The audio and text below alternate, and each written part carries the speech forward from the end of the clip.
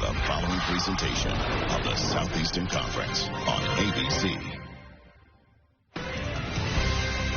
Atlanta, the college football mecca. Outside it is gray and chilly, but inside Mercedes-Benz Stadium, a collision of crimson and red. This cauldron of noise and intensity, the one and only SEC Championship on ABC, presented by Dr. Pepper and part of Dr. Pepper Championship Week. Yes, in the 12-team bracket era, diminished playoff importance, but there's still nothing like a fight for the SEC championship between the two traditional heavyweights in this conference. To get festivities kicked off, here is PA announcer Rick Smith. Please join us now in a moment of silence. 2 days ago, former SEC commissioner and Vanderbilt athletics director Roy Kramer passed away at the age of 96.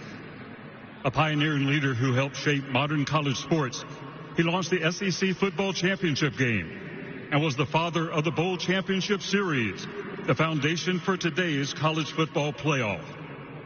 A man of resolve and integrity who worked tirelessly to uplift student athletes. Today, we remember Roy Kramer.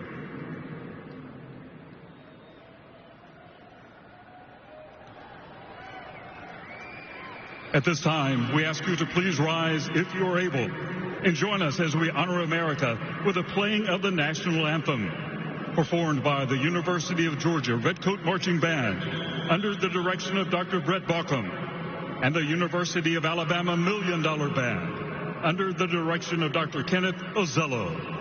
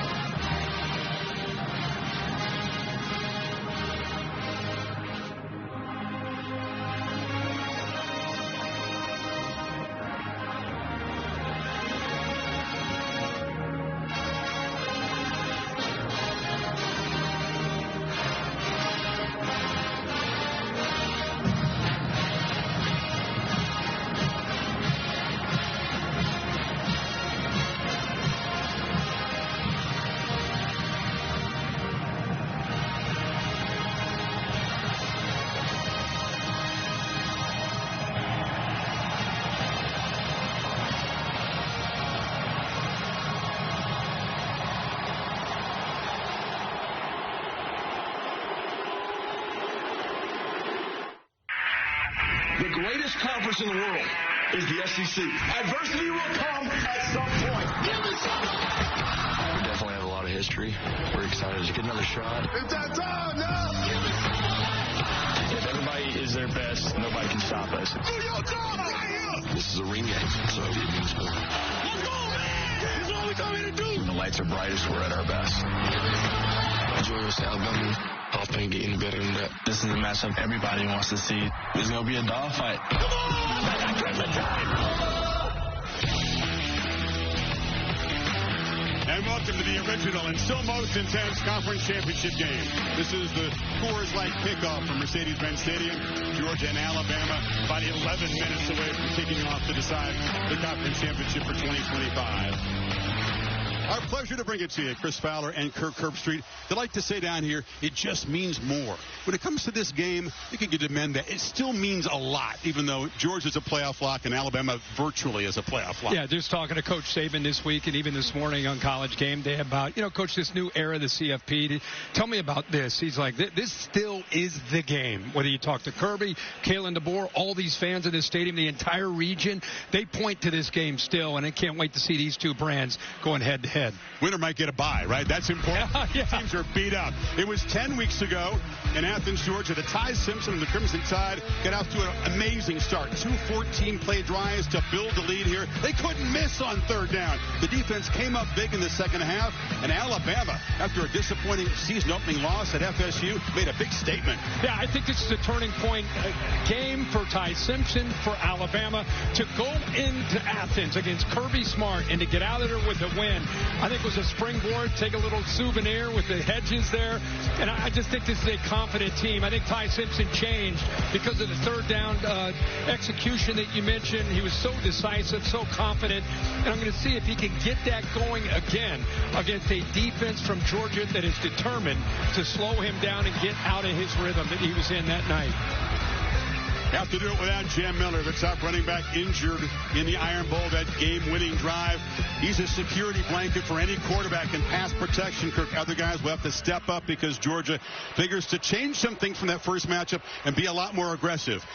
For the Dogs and Gunnar Stockton, well, they played in this game a year ago. It's 5th straight time. And Stockton, after Carson Beck left with an elbow injury, came on and sparked his team against Texas in the second half. Took this shot that we'll never forget. This shot will live forever right here. Boom. Off goes the helmet. He goes to the sidelines. They win the game with Etienne's touchdown run in overtime. Yeah, we didn't know a whole lot about him at that point, but obviously after getting a win, that created some confidence with the team around him. They really rallied around him. And here he is getting ready tonight to get into the SEC championship game in his first year as a starter, something he's dreamt about his entire life. I'll tell you, we've had him a lot this year. It's amazing how much he's improved. He and Mike Bobo as the play caller. This offense has really evolved. Balanced attack. They want to run the football, but his ability to make plays with his legs will be essential tonight. Kirk focus always here on the line of scrimmage, but Drew Bobo, their stalwart center, the veteran, out injured. It's been a struggle for Georgia's offensive line with continuity all season, but just when they were getting right, Bobo got hurt. Big challenge. That was the one mainstay, was him right in the middle, so him being down's a big deal. Coors Light chill performance gives you a thumbnail. Georgia has lost all 4 times they face Alabama here in the SEC championship game. They've lost 10 of 11 head-to-head, and Alabama has won 17 in a row in the city of Atlanta. All the legends, the legacies on both sides. We cannot wait for this one. You've been watching the Coors Light Kickoff. Back in Atlanta after this short break. Kickoff closing in, the Dogs and the Tide.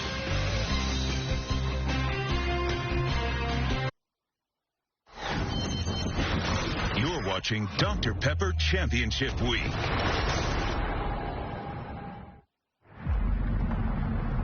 Glory isn't a place you arrive at.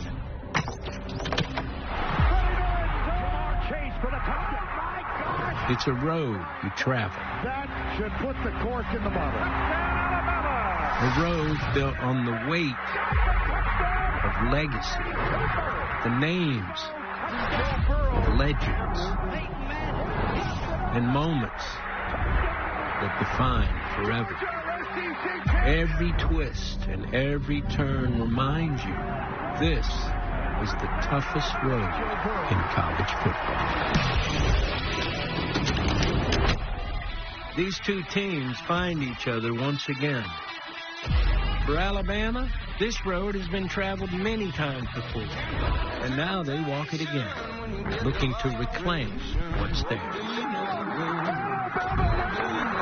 For Georgia, this road isn't about arrival, it's about return. They're not here to find glory, but here to remind you who it belongs to.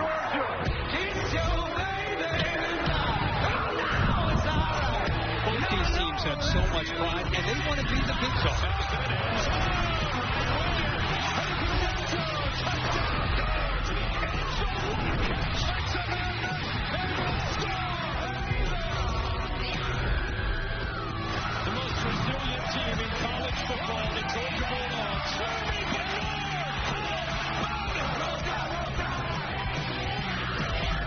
It's a long road to glory, but down here, the long road, well, it's the only road worth taking.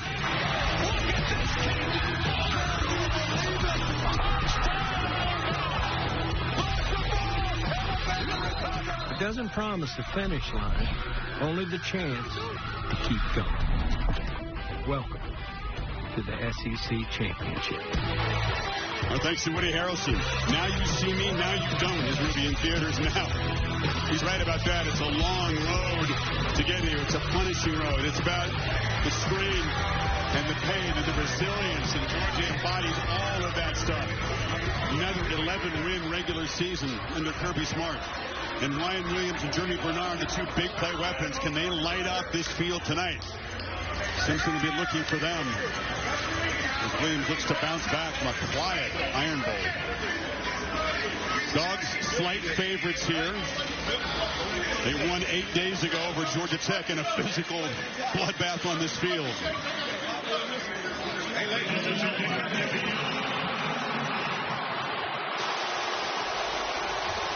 It's Alabama who actually comes out first.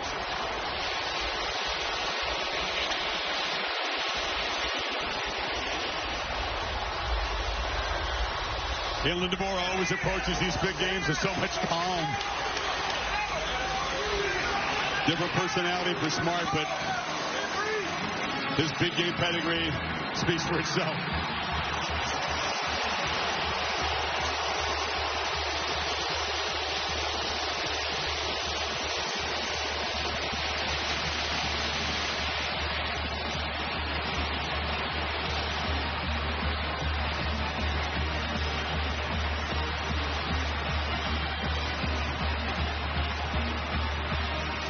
As intense as the regular season is in this conference week in, week out, it reaches a different level for this championship game. Yeah, totally agree. It's a different kind of juice, different kind of energy. You could feel it around the building the last day or two, and especially now as we get ready for the coin flip and get ready to get this game started.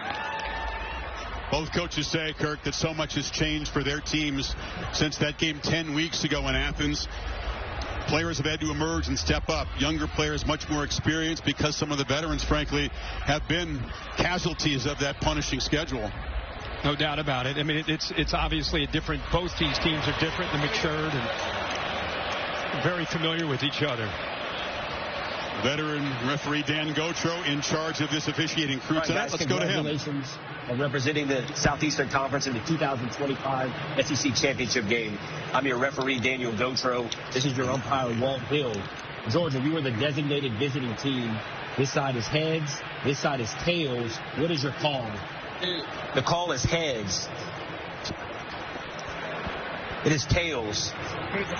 Which way would you like to kick? Alabama has won the toss and elected to defer their option to the second half.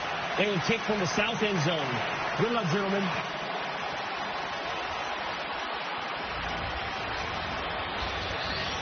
So we'll see this Georgia offense out first against the Crimson Tide defense.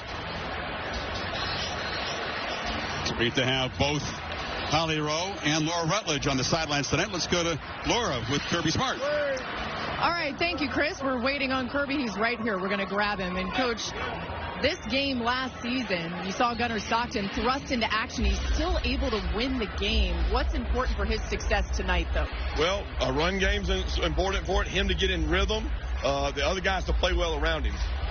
And Drew Bovo, your starting center, is out for this one. How does that affect the offensive operation? Well, those two got to work well together, Malachi and him. They've worked games together. I'm excited to see them go play. All right, thank you, Kirby. Thank you. Good luck. And Malachi Tolliver will get the opportunity as the starting center. They've spent a ton of time this week in preparation, going over the snaps and cranking up the crowd noise. We'll keep an eye on that tonight. Let's go to Holly Rowe with Kalen DeBoer.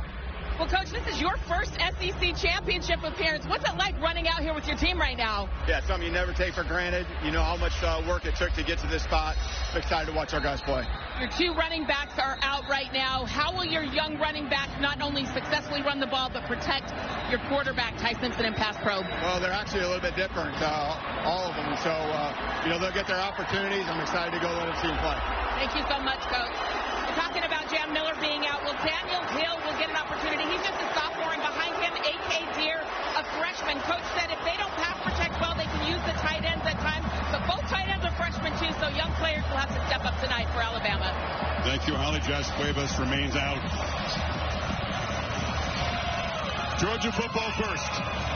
And right away, all eyes, Kirk, in that center position. Malachi Tolliver, it's the snap piece of it, and it's also holding up against this defensive front. Connor Talty to boot it away. Typically his kicks are not returned, and this one will not be either.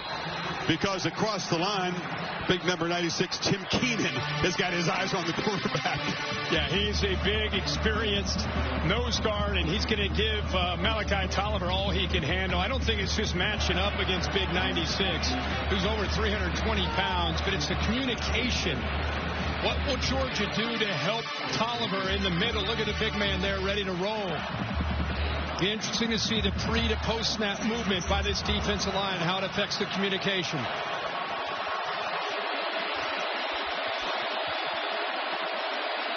Nate Frazier is the starting tailback.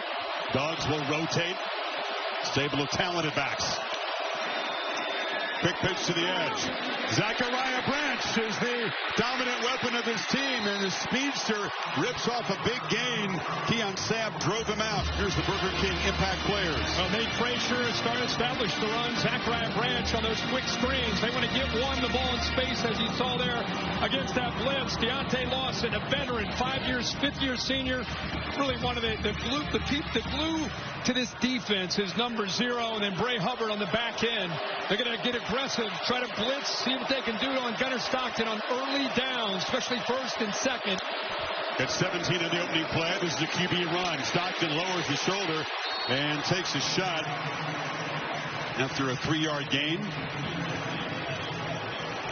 You're going to see a mix of a lot of different looks early from Mike Bobo, the offensive coordinator and play caller from Georgia. I think one of the best in the country. Does a good job, especially early in the game. 12 personnel with 1 back, 2 backs. They'll give you a lot of different looks, see how you react, and then make his plan from there. Cash Jones, typically the 3rd down back, in on this 2nd and 7. It's Branch in motion. He's got it again on the edge. He's got some blockers. Gets the outside, but the Tide do a good job of stringing out. There's a flag down. Xavier Brown made the play. This is going to be on the Dogs. That's Dylan Bell in a hole. Holding offense, number 86. 10-yard penalty from the previous spot. Remains 2nd down. Intent on stretching the field with Branch early on, aren't they? Yeah, but the way they attacked him, that was Red Morgan 16 who created that. They saw Branch go in motion. They immediately responded, expecting. Look how hard he went at Dylan Bell. That all Dylan Bell could do is hold on for dear life because how aggressive 16 came up against that quick screen. We call him a prototype nickel, Morgan. He has really come on strong that second half of the season. What a great player. Now the Dogs face the 2nd and 17. Frazier hitting drop behind the line. Flying through was Jordan Renard. He's got to step up big. LT Overton, the starter, can't go tonight. Well, Chris, we just talked about it. Holly talked about it. Here's Tolliver in the middle. Watch this. Movement right there, quick movement. They kind of surprised him by slanting back, switching the gaps. Really good call there to test that by Kane Womack, the defensive coordinator, especially on 2nd long. Switching gaps from one side to the other side of the center caught him off guard. Womack likes the matchup between his defensive line and Georgia's reshuffled O-line, that's for sure. 3rd and 20. Bama fans making noise as Stockton looks to escape the pocket. Long way to go. He's going to be knocked down from behind after a short gain by Yanze Pierre, and the Dogs will punt. Yeah, that's what they wanted. Of course, they had the holding call, which got Georgia behind the sticks, and then the tackle for loss got him to 3rd and long. All they had to do there is rush 3, drop 8. Big concern there. You just want to keep your eyes on Stockton. Anytime he gets the 3rd down, his legs are always a threat, but a good start there for Womack and the Crimson Tide defense. The finalist for the Ray Guy Award, which goes to the top punter, is Brett Thorson, 4-year starter. Yazzie to boot it away. Cole Adams back for Alabama, waves for a fair catch. And the Tide will begin their first possession from the 17-yard line. Ty Simpson off that game-winning drive, the 4th down completion of the Iron Bowl, starts his first SEC championship game.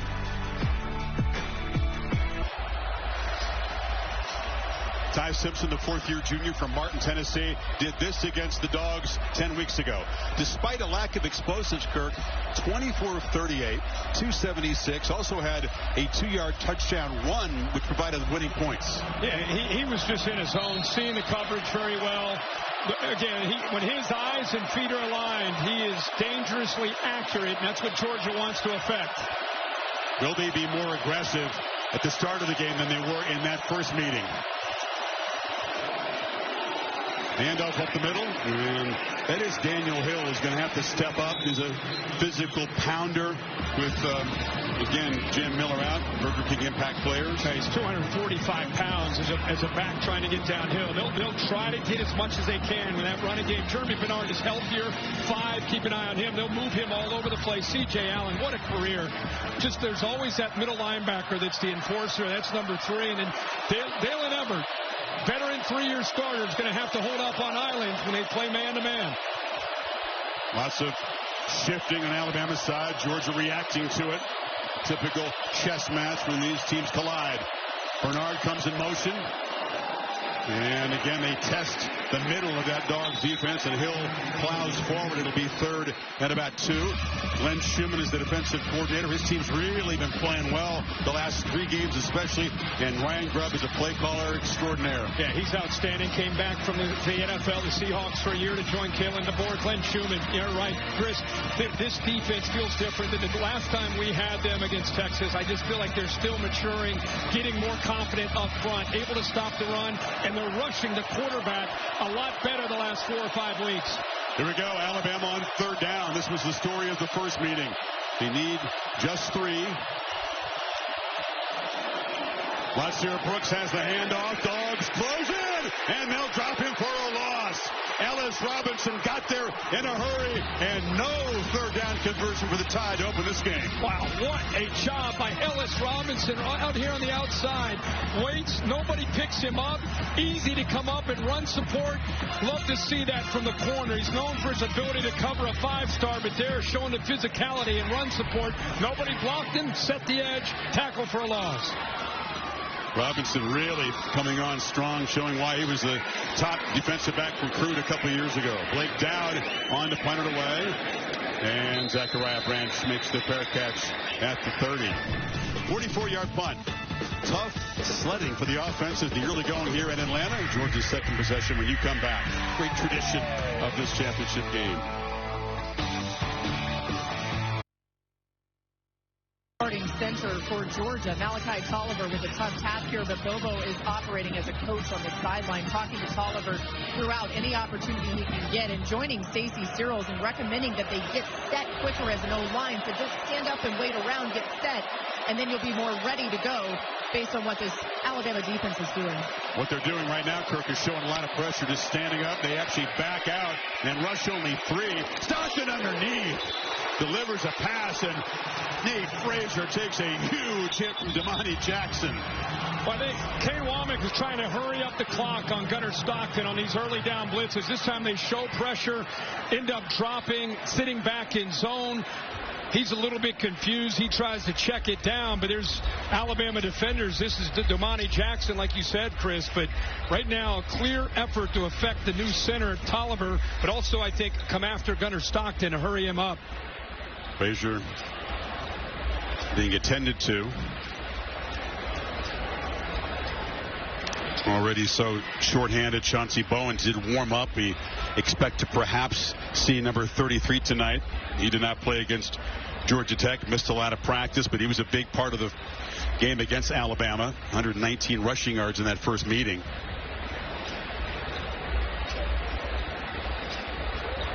Frazier, though, far and away the leading rusher. Yeah, especially football team. Second half of the season, he's kind of become the workhorse, especially with Bowen's last few weeks dinged up. A big shot to the midsection delivered by Damani Jackson, a guy who's perhaps extra inspired tonight because he was burned in the first game against Georgia. He got beaten deep by Colby Young. He also was out of place on a couple of runs and really did not play well at all at corner for Alabama in that first game. That's right. And Frazier is up, walking off. Maybe got the wind knocked out of him. And you're right, when Jackson went down, Dejon Lees had to step up. He's a totally different kind of corner at 6'4". But I'll tell you, Jackson made a really good play. You could tell they're so locked in on these quick underneath throws, whether it's to Zachariah Branch, that was a check down. They want to force Georgia to have to take some shots downfield, keep the ball in front, and rally to the football.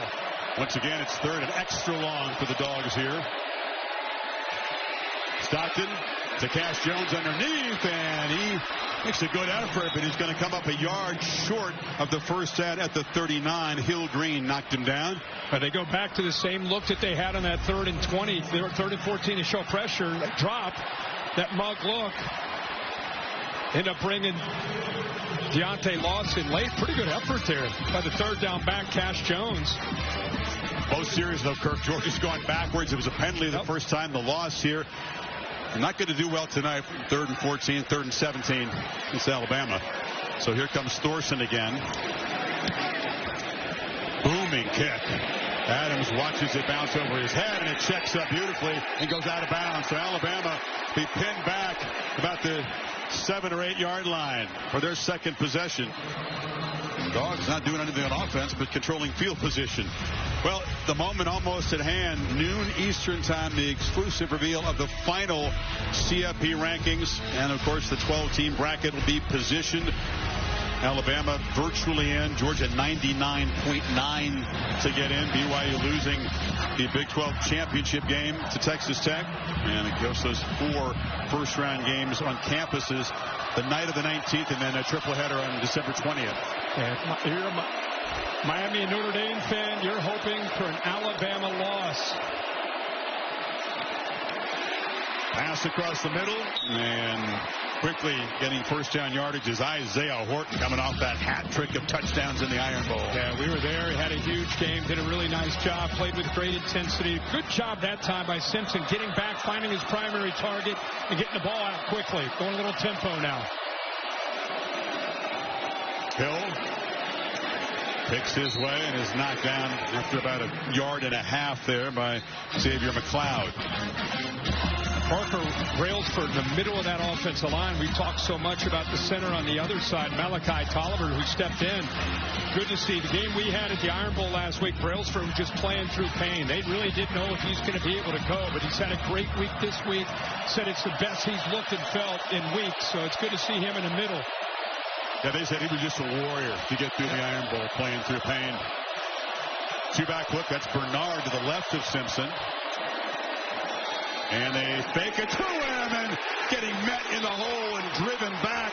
Gabe Harris colliding with Simpson. He'll lose a yard. This is the importance of being able to stay as far as the effort on the backside. Here he is right here. We just talked about Brailsford. He locks up there on Gabe Harris, but Harris with the hustle and pursuit on the backside doesn't give up on the play. There's nowhere to go because of what Harris does there with that effort.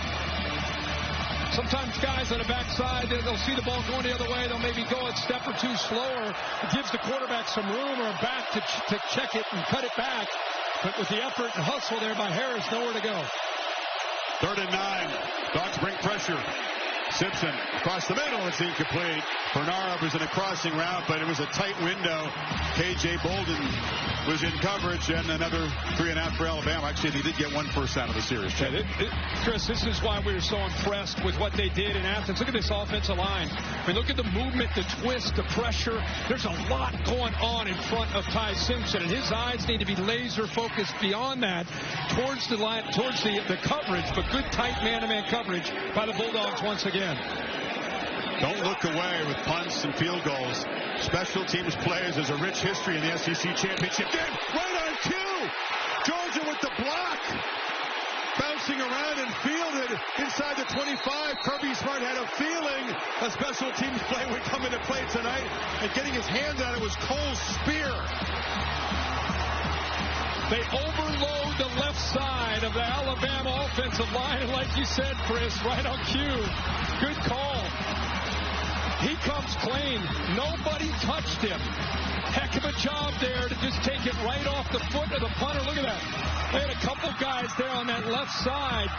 He's able to come free. Kirby 17-0 when he blocks the kick. Can the offense take advantage of great field position at the Bama 21? They blocked a punt way back in August against Marshall in the opener. This is a much more significant block as they're set up on the edge of the red zone here. Frazier Makes a cut inside. Frazier, good to see him back up and healthy after the big shot. Plows inside the 10. First and goal. Picked up 14. But they went 13 personnel. They got a great tight end room. Look at all three of these guys. Sometimes they'll use that as a decoy. This time they run a counter play. Set the edge there with Lucky. Pulling the backside guard there. The freshman, Dontrell Glover. And that opened up a good, tough running there by Frazier.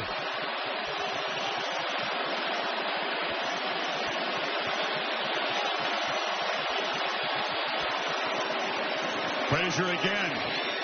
Deep handoff and penetrating quickly off the corner was Xavier Brown. Met him for a short loss. London Humphrey, 16, coming right to you. He should have worked around that traffic and made that block there on Brown, but instead he got caught up with a little bit of penetration on that left side, so he's unable to pick up Brown. So good job there holding the edge by the Bama defense. First one of the situational red zone trips tonight. She'll be so decisive. Bell takes the handoff, fights down near the goal line. He'll be knocked down a yard short. The versatile ex-South Carolina Gamecock. Had kind of a quiet year. Yeah, he really has, Chris. He's a running back that plays receiver. It's a power read.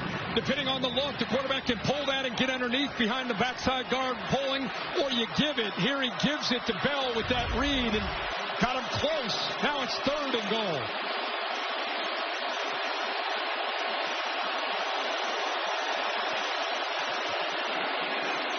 They fake it to McCray. And Joker, touchdown! Georgia strikes first off the block punt. Roderick Robinson.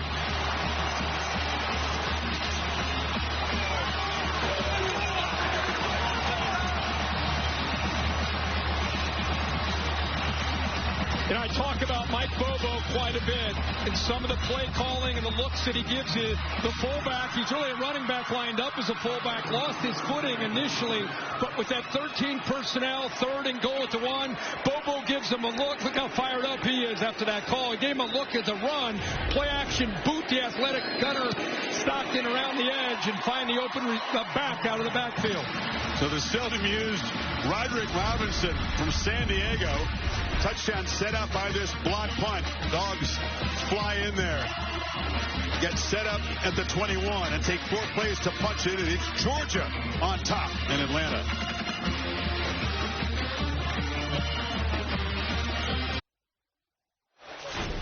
Luda got the crowd going earlier today. The T-Mobile SEC Championship concert.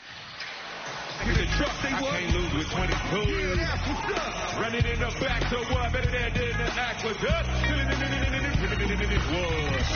up, hands up, hands up, hands up. Welcome to Atlanta where the players play. We ride on the things like big beats, big streets, big gangsters roaming. Parties on South Hill. Welcome to Atlanta where the players play. We ride on them things like every day. Big beats, hit streets, big gangsters roaming. Parties don't stop till. Parties don't stop till 8 in the morning. Atlanta's own Ludacris. Atlanta, where Alabama believes they're the kings of the town. 17 straight wins here, but down 7 early as Georgia gets the block punt, and the first career reception for Roderick Robinson is a 1-yard touchdown. Here's Cole Spear, a guy who's kind of a special teams specialist. Yeah. I mean, a couple guys you just don't see a lot of times making plays, but what an effort there. But look at this. Robinson has 12 snaps all year. They line him. He's a running back lined up as a fullback. Completely surprises the Alabama defense that he's in the game and lined up at fullback at all spots, and he's able to sneak out virtually unnoticed. They're out into the flat, so another brilliant call by Mike Bobo, and they get their first touchdown off of that punt. One of the guys having to step up with Miller out is A.K. Deere, number 0, the true freshman tailback. He's got the ball, and Deere, who's a freshman out of Mississippi, met by Raylan Wilson. Short game. It's interesting to watch them trying to establish the run. You know, I mean, that has not been a strength of theirs all year. 70% of the time, they throw the football. They're a team that'll just kind of remind you that their run game is there. But with your top 2 backs down, especially Jam Miller, here early, they're trying to establish it into the interior with the, you're trying to win that line of scrimmage. Tough to do against Georgia. Simpson has a clean pocket. Hill underneath. Spun down immediately. Short gain of 4. And tackle made by Chris Cole. Another third down for the Tide coming up. They'll need 4. They're rotating Cole in there. Remember, C.J. Allen's been in and out. He's coming back onto the field now. I think that's the difference with Georgia from where they were early in the year when they played Alabama to now. And more depth at the linebacker spots, more depth up front, able to rotate and not drop off as much. See if Flynn Schumann dials up some pressure here on this third down. Tied up to that phenomenal start in the first meeting in Athens. 0 for 2 so far tonight. Bernard in the backfield along with Caleb Edwards, the tight end. Pressure comes. Simpson gets it out. And it's Ryan Williams who makes the catch and is still going. Number 2 is loose and will just tap dance out of bounds in Georgia territory. He caught the ball in traffic and evaded the tackle of Danilo Jones.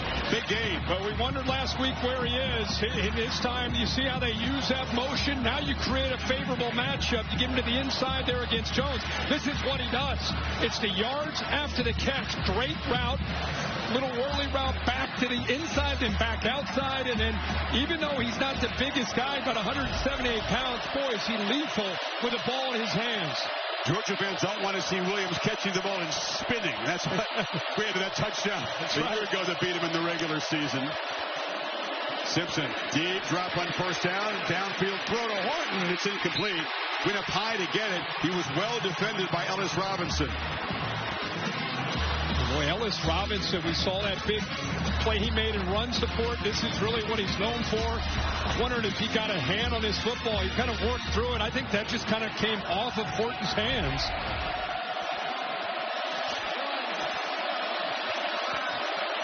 Bernard in the backfield there. Wasn't able to play a huge role in the Iron Bowl, but has gotten much healthier in the ensuing week. Simpson looking for him across the middle, but he can't escape. Georgia looking for him, too.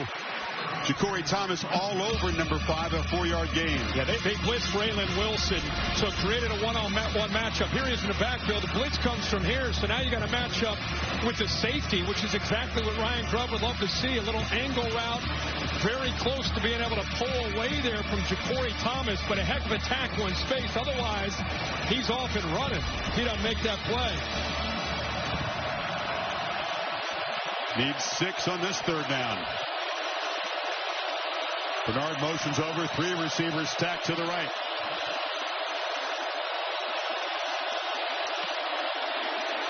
Simpson looking that direction, now back across the middle, high throw, intercepted, picked off. Dalen Everett with a dog with a stiff arm, takes it back into Alabama territory.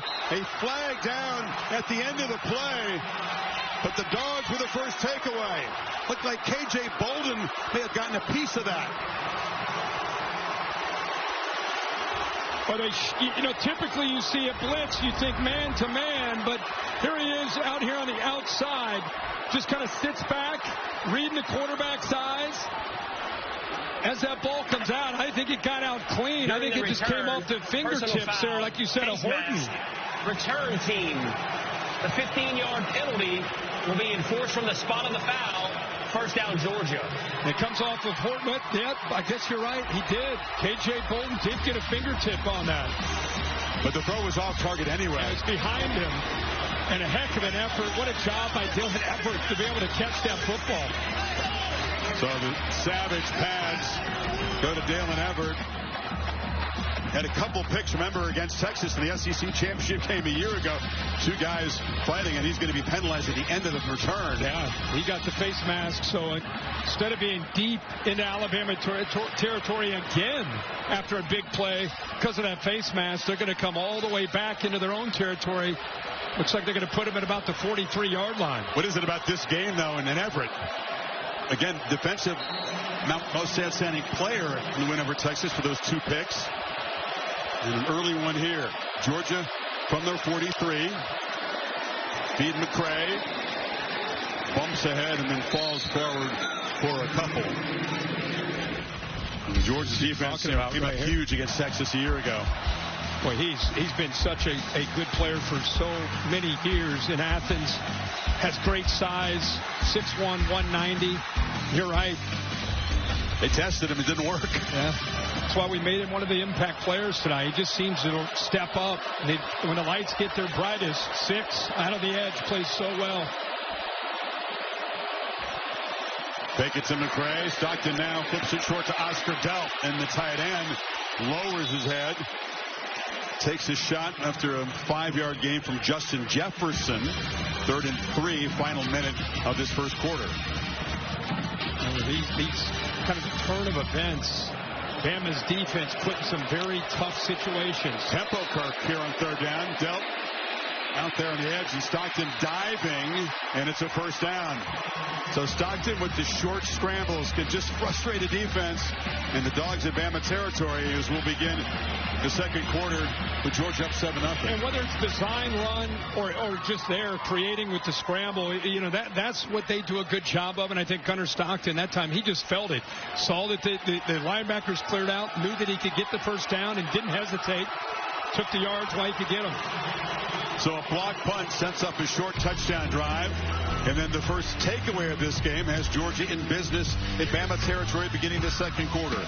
Back after this message, and we're from your local ABC station. You're watching the SEC Championship on ABC.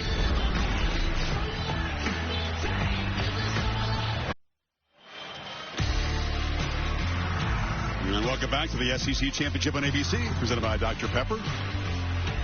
First quarter leads have not been decisive at all in previous Bama-Georgia games for the championship. Kirby Smart has lost 3 times after leading Alabama in the first quarter. It's a long way to go here. And the handoff to Frazier. And that first down run yields about 1.5 yards. Yeah, as we know, any college football game, there's momentum swings that go back and forth, but especially with the emotion in this stadium at the early part of this game. And after that block punt, things change quickly, favoring Georgia. Then you have the interception by Everett, continues to favor Georgia. This is where Alabama's defense, they're going to have to make a stand here. Frazier again, weaves his way through heavy traffic, just keeps those feet moving, keeps churning, and gets help from his buddies. He gets shoved for a first down to the Alabama 35, picked up 11. Well, the big fellas got behind him. The tight ends got involved there. Williams, 10, the tight end. Boy, watch his feet. Just keeping kind of that balance. Kind of keeps the play alive. But look at the linemen. Look at that. It's like rugby.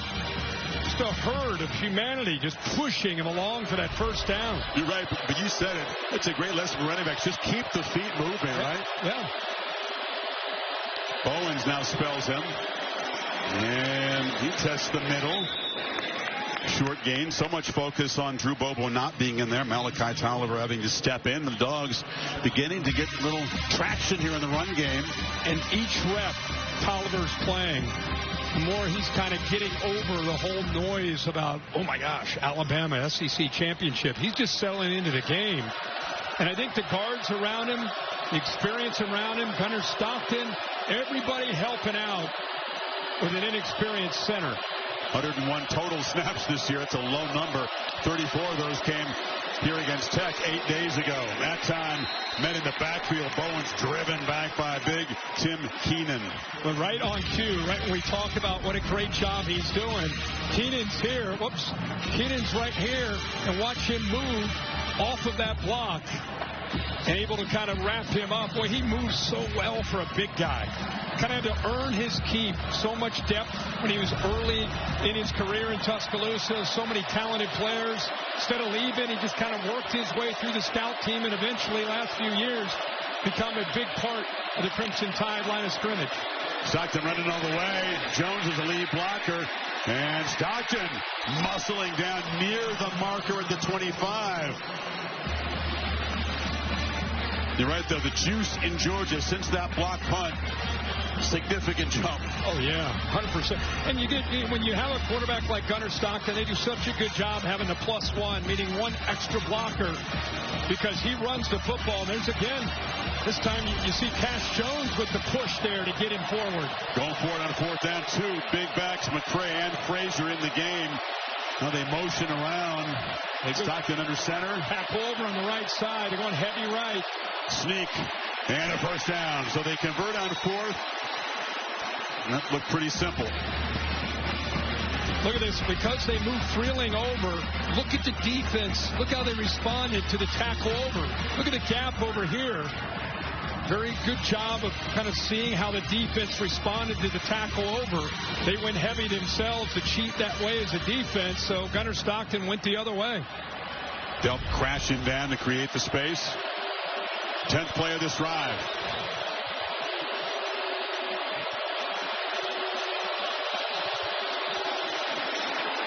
Gunnar on the move, hooks it short. Ooh, taking a big shot again was Nate Frazier.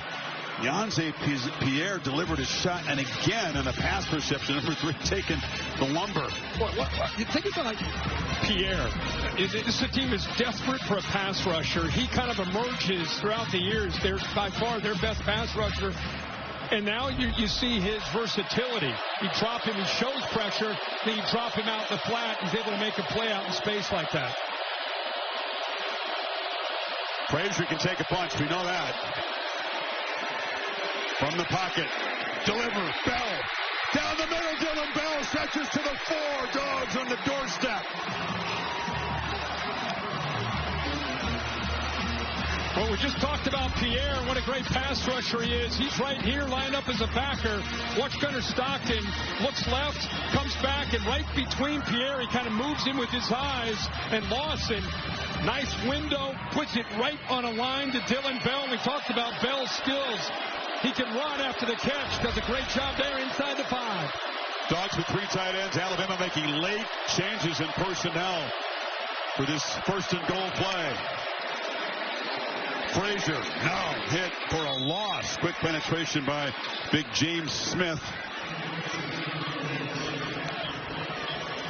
Ty Hill Green, Colorado transfer, joining him there. 2nd and goal. Yeah, they just slanted that direction. Good job of rolling the dice there by Kane Womack. Blitzed off that right edge, slanted the defensive line that way. Worked out perfectly, able to shoot a gap. It's Josh McCray. He'll motion back in. Again, Alabama with fresh troops for this 2nd and goal play. And a false start there. Looked like Lawson Lucky, the tight end, coming in motion. Yeah, he got out a little bit early. Now we got some pushing and shoving with McCray and some of the Bama players. Ball start. Offense, number 71. 5-yard penalty. Remains 2nd play. Well, they flagged Ernest Green.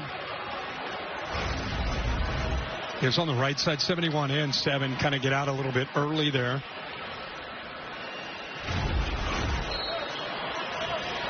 Bama has 13 total plays. And Georgia, this will be their 13th play on this drive alone. Big premium on ball control, time of possession, domination for Kalen DeBoer. Not working out that way so far tonight. 2nd and goal. Stockton takes off and navigates back down near the 5-yard line. Picked up 5. It'll be 3rd and goal. Yeah, they went to a bunch formation off to the right. Tendency is when they give that look, it's just a quick throw out to Dylan Bell. He kind of flashed that, but his quarterback draw the whole way. Just trying to get Bama's defense out of position. But they weren't too fooled there. Did a pretty good job of rallying to the ball to set up this 3rd down. It's a big play for Bama's defense. Big opportunity here for Georgia to go up by 14. If they can execute, put it in the end zone. Branch is in the slot. So is Lawson Lucky, and now Zachariah comes across in motion. Surveying, end zone, touchdown! Dylan Bell! And the Dogs with a long march to build their lead.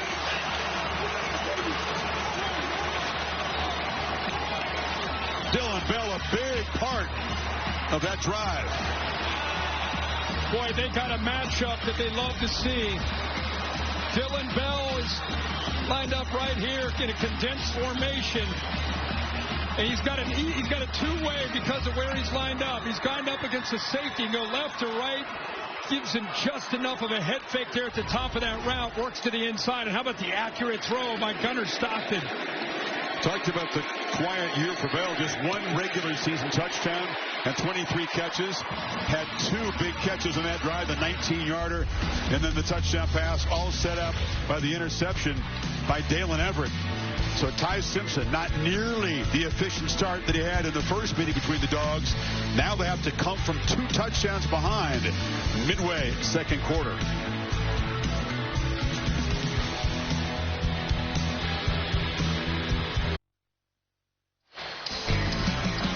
Back in Atlanta, Dr. Pepper transporting us to Fansville, where the fans are celebrating playoff February and waiting to see who's going to go for the run and trophy. Playoff February. It begins December. A lot of the intrigue gets ramped up tomorrow when the rankings are revealed and the bracket is all set up. Look at that. All 3 drives, 13 plays. They've been running the ball a lot. Kind of surprised me so far how much they've been determined, almost bullish about running the football. They really haven't been that kind of team most of the year.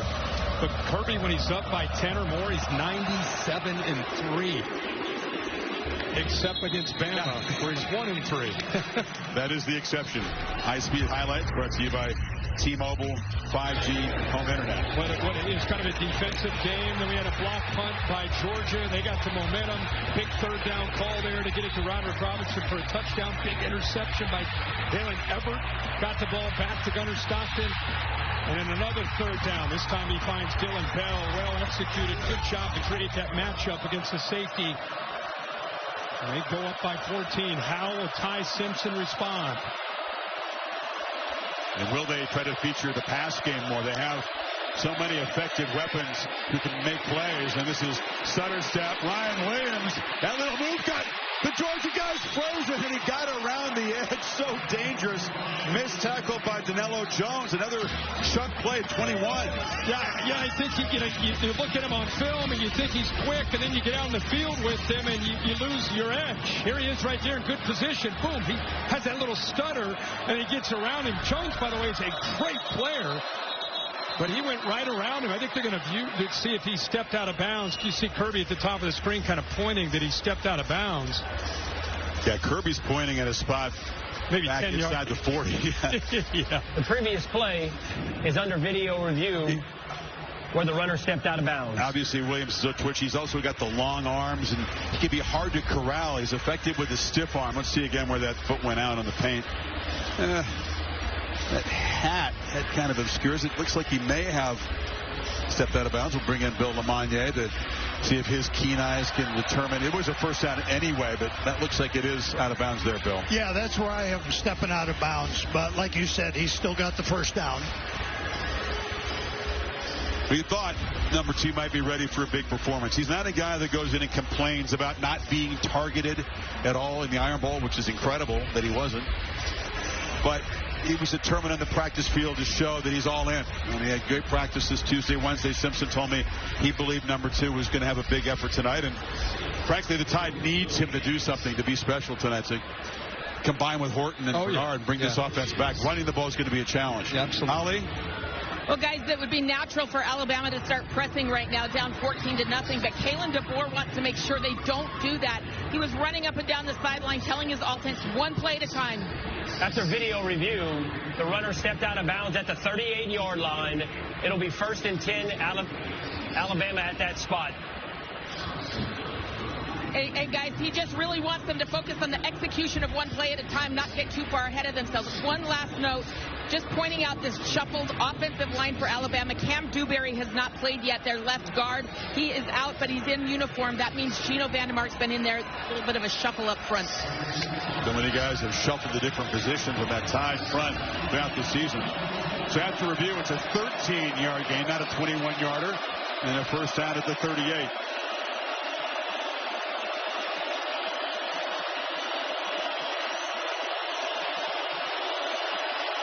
Two in the play clock. Just get it off. Simpson trying to buy time on the edge. Has to just throw it away. Nobody open early. It's such a different feel than the game in Athens where Alabama was dictating things as an offense. They would get the third down. They hit their first 8 third downs. They protected. They ran crisp routes. They had separation. Becton, Ty Simpson, he was getting the ball out accurately.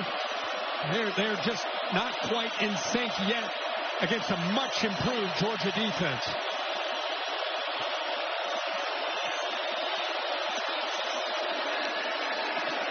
Simpson batted down to the line. Reaching up and swatting that away was Pentavious Johnson. 3rd and 10. Yeah, what's the difference, right? I mean, what's the difference? I think the difference is they're better up front. They're more physical against the run. They're rushing the quarterback better these last few weeks. There's 33 Johnson getting that left arm up to knock it away. And here we go again with another third down. They're 1 of 4 so far on third down.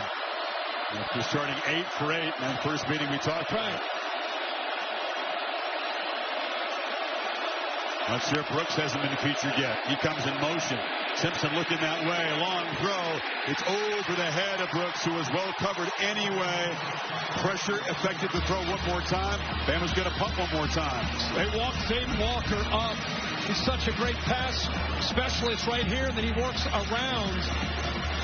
Really affects Simpson just by being in his face. You can in fact see Simpson fall off the throw because of that pressure from 10. Watch him fall off the throw. That affects his accuracy, but it was great coverage downfield anyway. Blake down. Had the previous punt blocks. Georgia peels back and sets up a return here for Branch, who steps up and waves for a fair catch at the 21. Sunsets and a chilly day in Atlanta. Inside Mercedes-Benz Stadium, it's the Dogs in control, 14-0.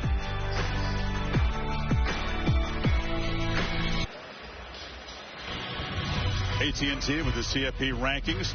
Texas Tech routs BYU, wins the Big 12, and in all likelihood secures a top 4 seed. 13 tackles for Jacob Rodriguez in that game. Yeah, what a great year he's had. BYU losing by 34-7. They already lost big to Texas Tech. So that's twice they've lost to Texas Tech. And I think even though it's a bonus game for them, I think the committee set themselves up for the BYU potentially getting beat like that to slide underneath Miami, which should be interesting tomorrow to have Miami and Notre Dame. But I think they could be side by side, which is what Miami fans have been crying for them to become head-to-head. The writing was on the wall, in my opinion, when Tuesday night's rankings came out. And now we'll wait to see what happens tomorrow. Bell on the handoff, and Dylan Bell. Ooh, dangerous. Found a crease. Burst forward for 12 and a first down. Yeah, Bama loses the edge there. I mean, again, when you're prepping for Georgia, you know on early downs they're going to run the ball out in the perimeter, and they're going to throw the quick screen out in the perimeter. They give you that look. There's just nobody out there on that edge of the defense. They lost the edge. Easy yardage that time for Bell. Georgia, 3 tight ends in the game. Stockton from the pocket. Checks it down. Frazier going to be spun down by Damani Jackson after a short gain. Picked up 2. Lawson Lucky, so important. These guys as receivers, as run blockers. First of all, nobody recruits and develops tight end like Georgia does in college football, right? You're 6 up in the NFL. I agree. Yeah, 2025, Notre Dame's done a great job over the years, but right now with what they've done, the players they have, as you said, currently in the NFL, the depth that they have in this room, this could be the best tight end room, I think, in college football this year. They use them all. Haven't seen Elias Williams, the super talented freshman, get involved yet. Catch on the edge. It's Jacoby White-Helton. Just his 7th catch of the season. Picked up a couple. Will set up third down. See, again, there's the ball. Quick. They just try to stretch you. Make sure you honor and respect that edge out there, the horizontal edge to your defense. Look at the difference between making this tackle right there and not. That's about another 4 yards. That was Red Morgan coming in quickly. That would be a 3rd and 10, and instead it's 3rd and 6. Alabama trying to get off the field, trying to reclaim some momentum. Georgia has owned that. Bama's showing pressure with their backers, especially on that right side. Bunch of Tide players leaning forward. A lot of them back out. Stockton throws downfield, and maybe he was confused by that look. Zachariah Branch was on the route, but a miscommunication there. Chris, I think they affected his rhythm and his confidence. They walked up 7, maybe 8 guys. Look at that. All those crimson jerseys. And then you're right, they back out. You could see even on his follow-through, he did not feel comfortable. Didn't have his base underneath him. Ball sailed on him. Good job there of showing that look by Kane Womack, then dropping out of it, making him unsettled. They do their job, get the Georgia offense off the field. Such a part of modern defense, right? It's not how often you blitz, it's how often they think you're going to blitz. Yep. A lot of times. Just mixing that up. Pre to post snap. High boot by Thorson, and fair catch made by Adams at the 24. So Bama's defense gets a stop. Now can Simpson in this offense with 5:24 before halftime get something going.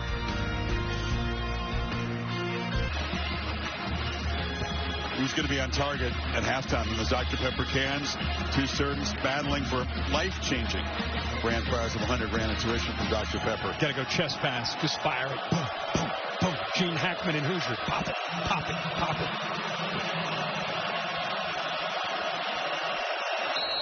I don't know about chest pass, but Tyson's trying to get the forward pass going here. It's been a struggle for Alabama. Have not been able to run it well without Jim Miller. Would have been hard with him. And the Dogs' aggressiveness is troubling the quarterback. First down, they test the middle. A.K. Deere knocked down after about 2 yards.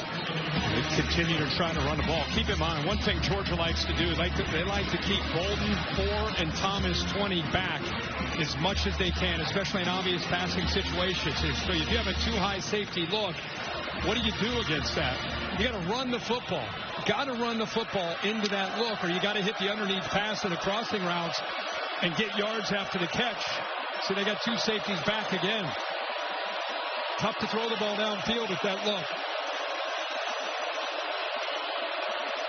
Williams in motion, has the handoff. Spin move. Ryan Williams still eludes people. He's got to jump in his step even more so than usual tonight. He's so dangerous. We saw that last year a lot. There's a great spin move there. It's still going to be short of the first down. They need to get something going here. First game of the season, 0 points in their first 4 drives. A punt, blocked punt, interception, another punt.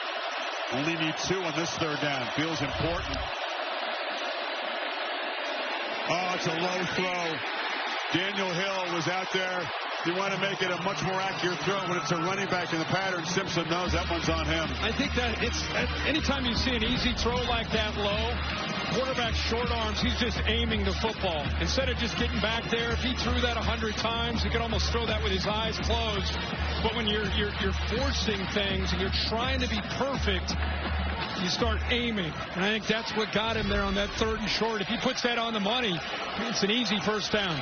Laura said, Kalen was telling his team, don't force it, don't force it. As an example, Kirk, of pressing. What you're talking about was an easy opportunity to get the drive going. Instead, Georgia has 3:59 to work with before halftime.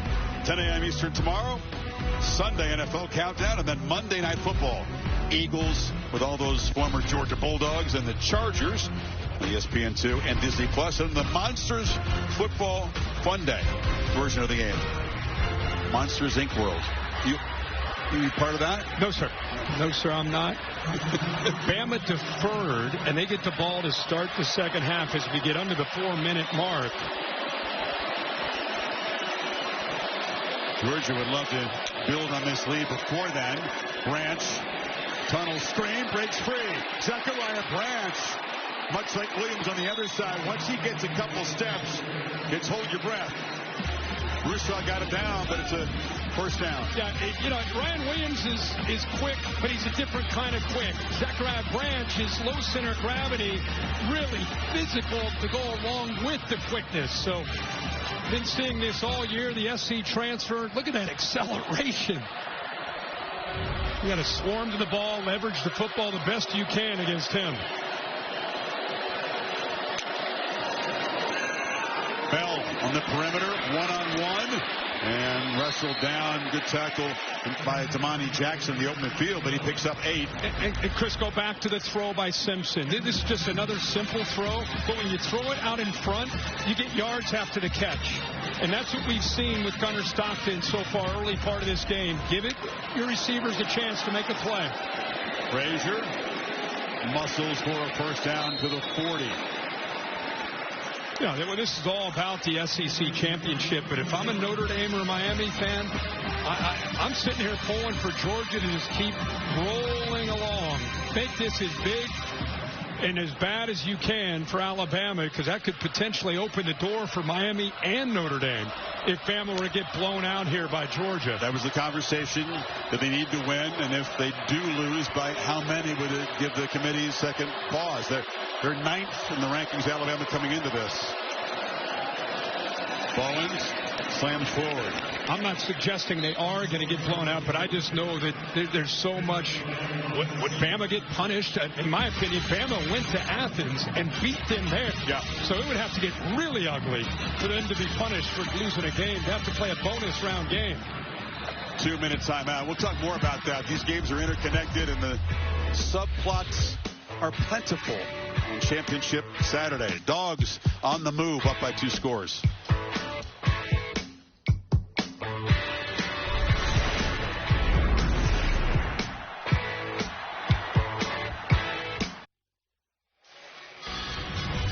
Everything under the watchful eye of the Baker's Dozen, the 13 members of the CFP Selection Committee. Watching in Greater Dallas and Grapevine on the hotel there. A lot of experience in that room. And, you know, you can win and reverse or remove all doubt if you're Alabama. If you lose, you may have to sweat. Stockton on the move. And he was running all the way. Ducks down after about 4-yard gain. Talked about the teams that are sort of on the bubble. Alabama at the moment 10-2. Same record for Notre Dame and Miami. Miami with the walk-off field goal to win the season opening game. And Notre Dame 10 straight wins since then. Yeah, Bama, the one thing that doesn't show that they beat 4 ranked teams in a row. Not just the best win at Georgia. But I think it's the amount of good wins that they have that is probably the best thing on their resume. It's better than anybody else at this point. So they just need to show a pulse here and start competing and get back into this game. Bowens is dragged down. It's not easy to tackle him in the open field. And that was a nice play by Justin Hill to drag him down short of the marker. Yeah, he's right on the inside right here. And then he works out. You're right, Chris. What a tough ask of him to be able to make this play without even making a horse collar, because he's chasing him down from behind. And he kept him short of the first down marker. With the strength it takes to do that. Bowens is a big 225-pounder. Creates a 4th and short here.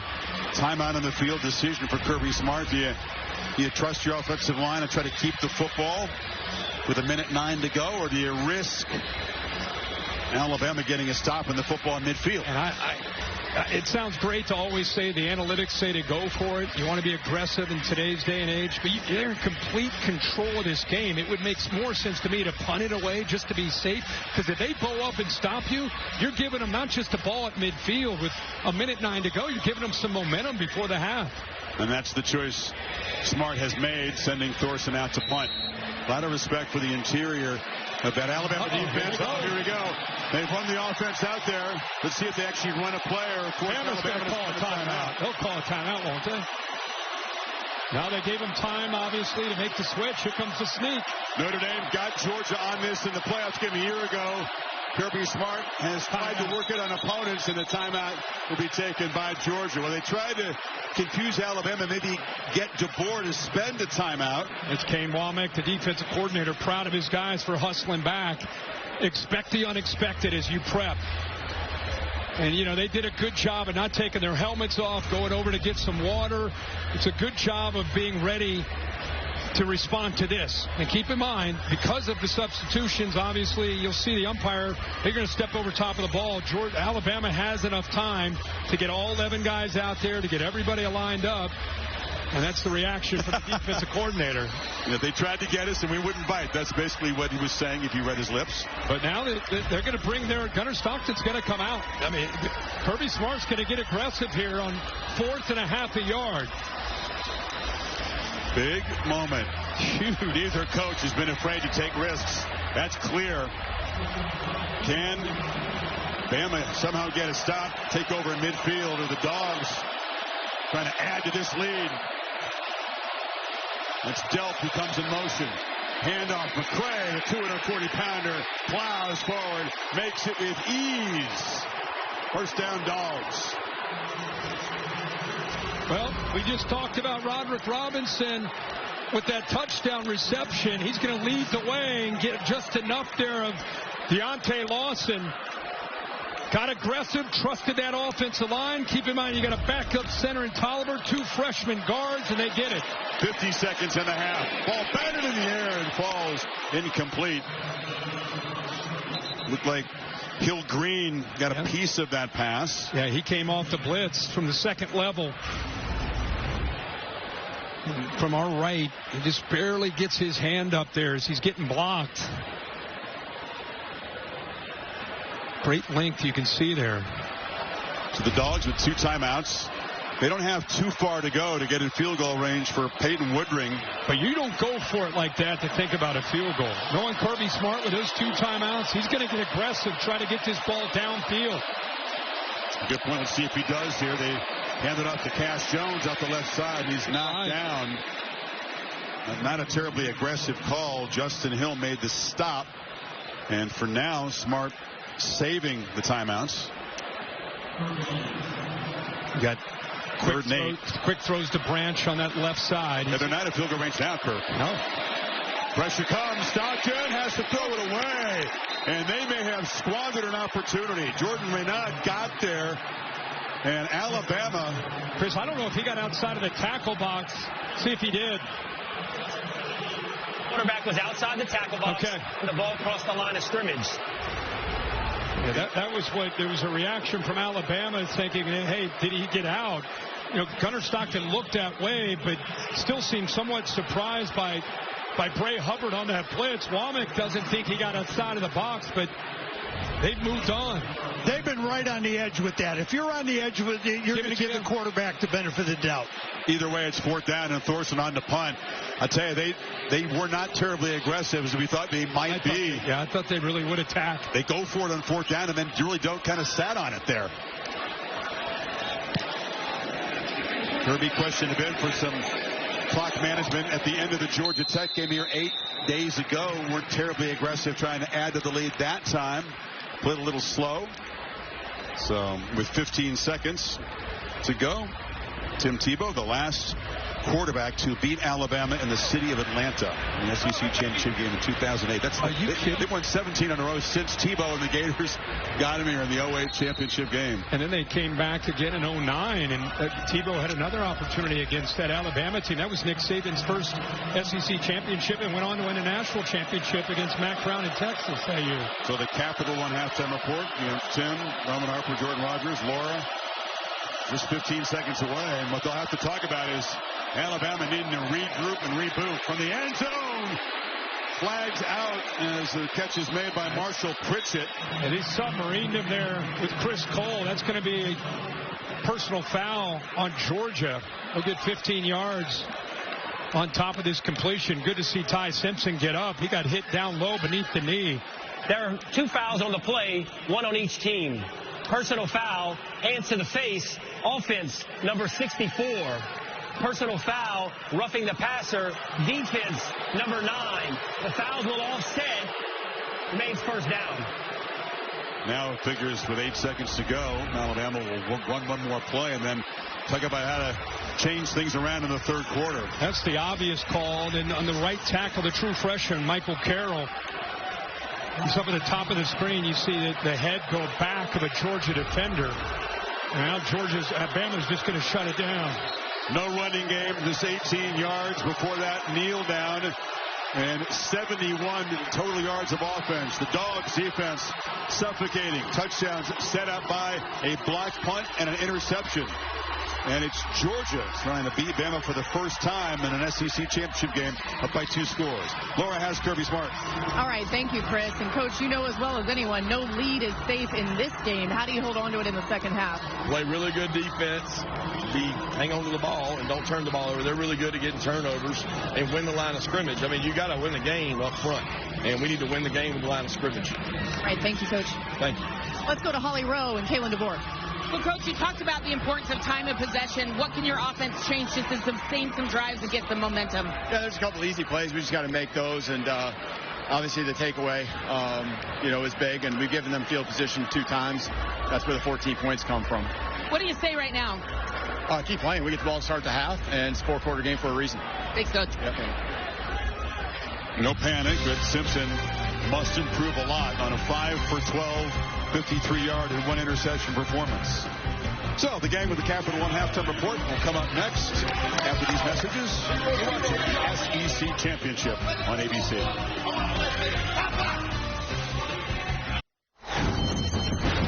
You're watching Dr. Pepper Championship Week.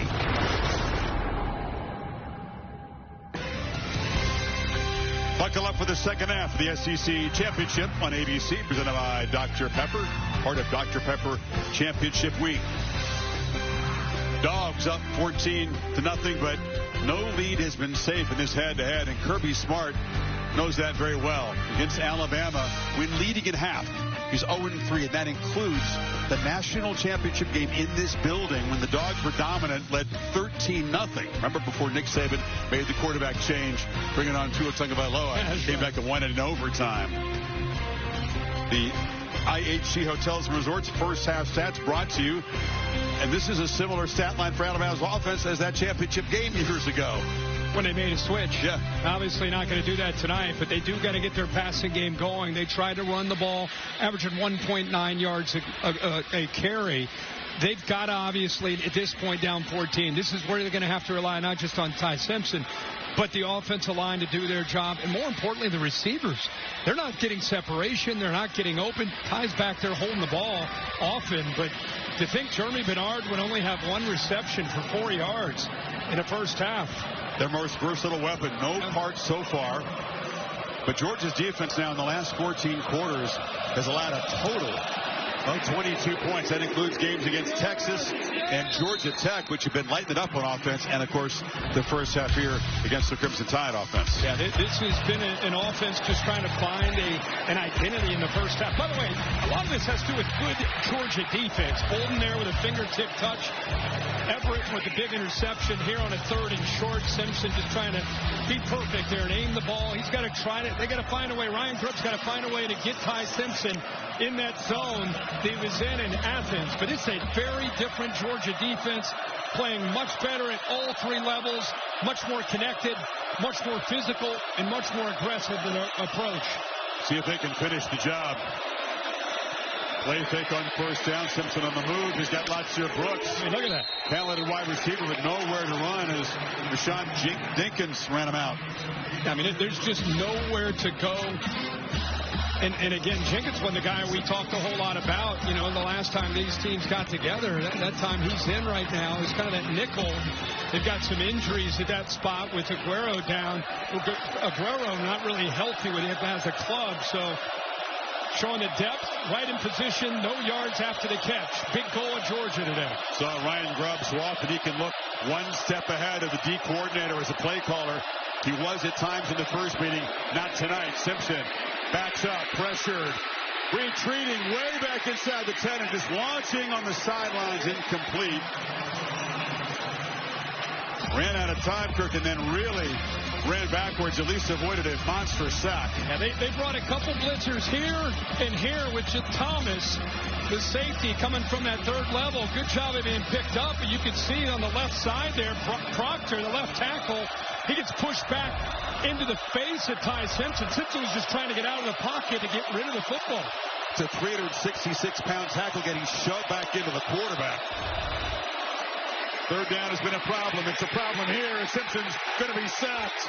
Ja'Cory Thomas, safety blitz. The Dogs defense starts the 3rd quarter the way they started the game. I mean, Glenn Schumann and Kirby Smart, boy, they have a plan.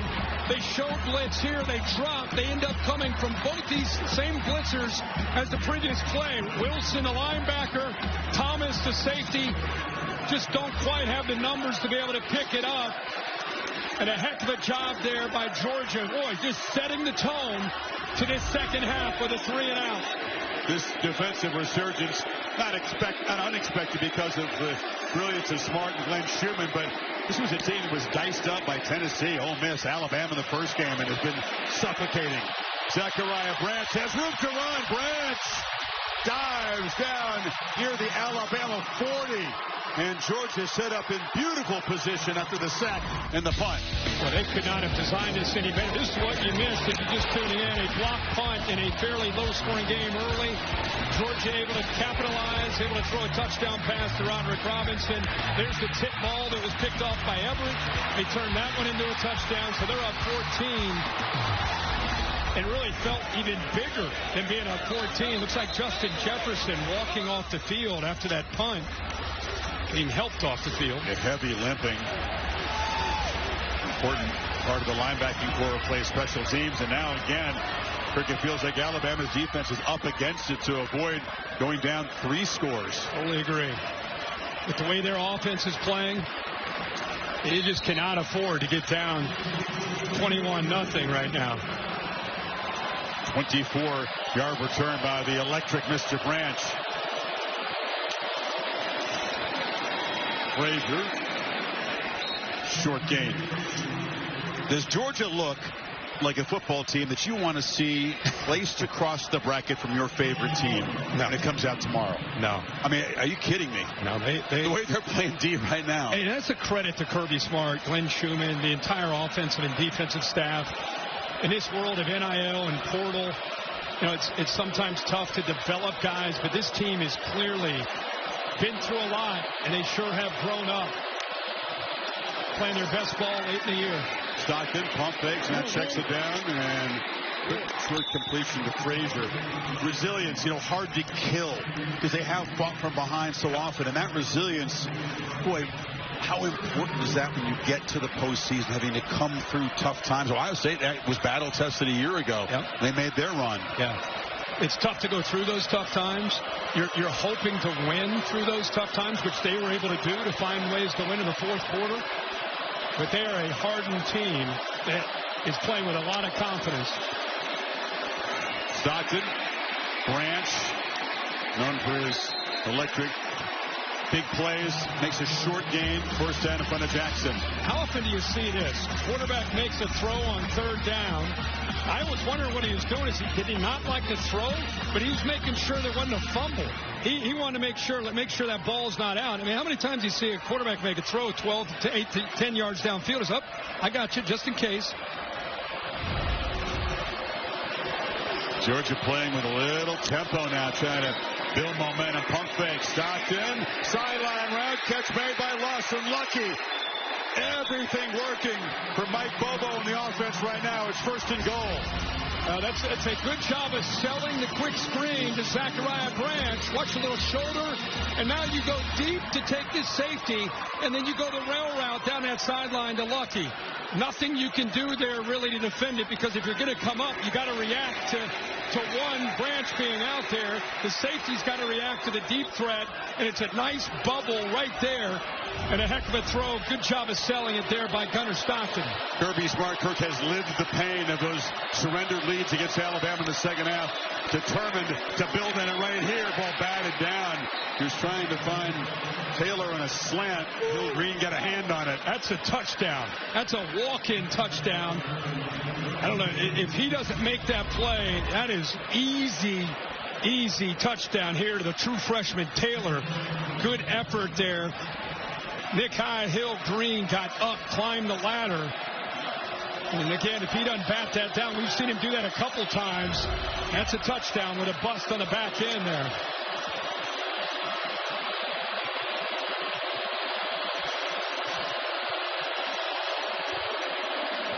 Frazier on second and goal. Off the left side, touchdown Dogs!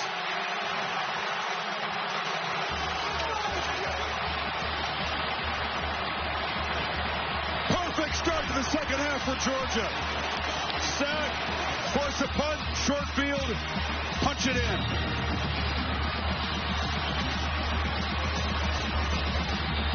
It was a good kick-out block by London Humphrey, 16. He'll come around it. But look at the two tight ends on the play side, both Lawson Lucky and Oscar Delp. They kind of sealed the edge to the inside. And then Humphreys coming over was able to get a kick-out block. And, boy, Frazier, talk about improvement. He's a great back, but I think he's just feeling the scheme every single week, taking great steps. He's taken 2 big shots as a receiver tonight. He's taken punishment all year. He's never had a more comfortable touchdown than this. Untouched to the end zone. 21-zip, Georgia.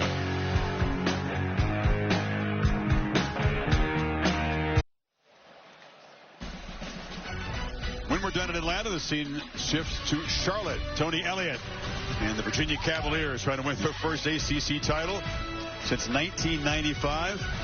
It's the one conference loss. They'll take on the underdog Duke Blue Devils. It was a rout for the Cavaliers in the regular season. Will it be closer tonight in Charlotte with the championship on the line and try to punch their playoff ticket? I don't think it'll be close. I think Virginia will win that through the air.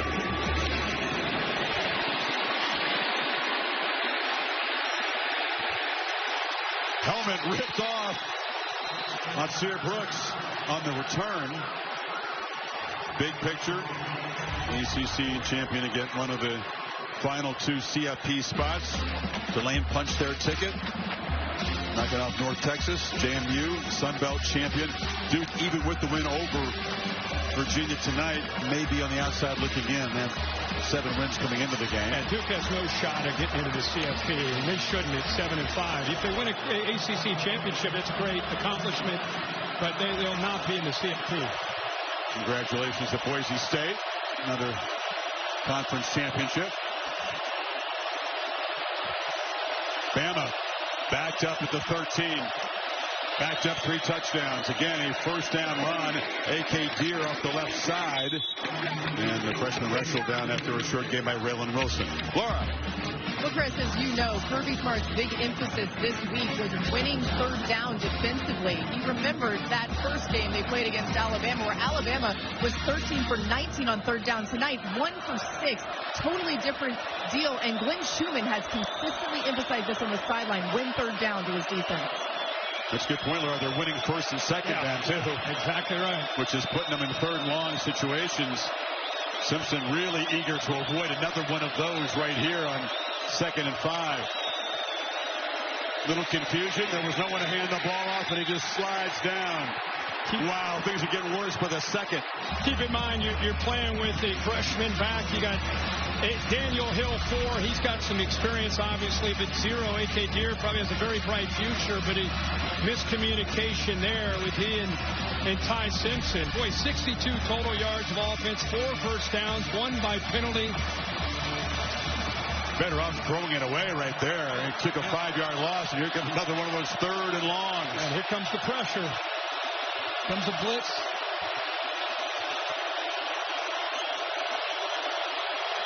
Are they sitting back or they're coming? Here they come. And the flag comes out. All eyes on those aggressive Georgia defenders. It was Gabe Harris up there. And the Tide apparently would be pushed back 5 more. False start. Offense, number 75. 5-yard penalty. Remains third down. Yeah, he's fired up because there was movement by Georgia, but it was movement that was slanting. They weren't quite into the neutral zone, and the right guard there, Formby, ended up jumping, so it does push them back. I don't think he loves the fact that Gabe Harris knocks the quarterback down. That's what I saw, yeah.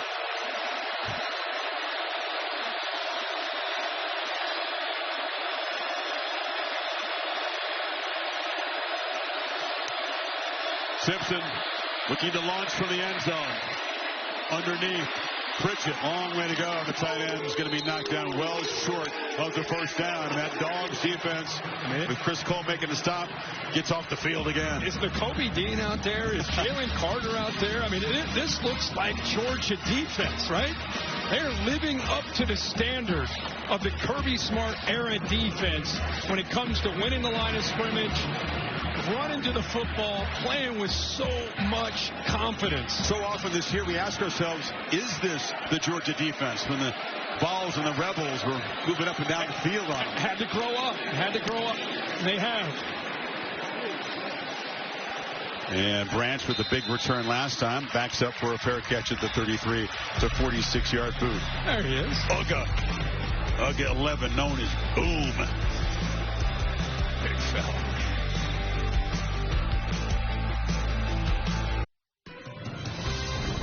The SEC Championship on ABC, presented by Dr. Pepper, is brought to you by T-Mobile. Experience SEC like an MVP. With T-Mobile, you get America's best network and exclusive on-the-ground experiences. Every play is better with T-Mobile. See those 4 Alabama victories over Georgia in the SEC Championship game. Some of those really high-scoring, typically competitive games. Kirby Smart knows the job's still far from done, but a very positive start to the second half. They add 7 points to the lead. Defense is still barking loudly. Last time Bama had a first down, 8:40 remaining in the second quarter. Only 4 for the game. Bell, handoff inside, just heavy traffic. It's too crowded to make any room over there. Holly. Well, guys, injury issues starting to creep up for Alabama. Linebacker Justin Jefferson, who's tied as the leading tackler on this team, he can return the lower leg injury. I haven't seen him in there yet. But this is really big news. Davian Brown, their corner, who was so good in the Iron Bowl last week, he is out and unlikely to return. Remember, Cam Calhoun was out the first half with targeting because of last week. Let's see if he comes in now. Team as beat up as any in the country. Now trying to get after Stockton, who escapes. And Gunnar Stockton slips out of traffic and dives forward for 8 yards. Well, they able to do a good job of pressuring him and finally have a chance. I think Georgia gets away with a hold there by the freshman 63 Glover. No call there, but they had eyes on him, but still able to show you what he has as far as those legs. That's why he's so dangerous to defend. He's throwing the ball so much better, so much more consistently. But then things break down, and you got to contend with him creating. 40 yards rushing for Stockton, who is the leading rusher for the Dogs. Now here, looking to throw. And catch is made by Humphreys. A nice cushion over there. Easy pitch and catch in front of Bray Hubbard. Yeah, they went maximum protection. I mean, everybody had 2 tight ends in. You had the running back in, create a one-on-one, but they got a personal foul. Hands to the face. They're going to bring it back. But that was an easy matchup against Hubbard.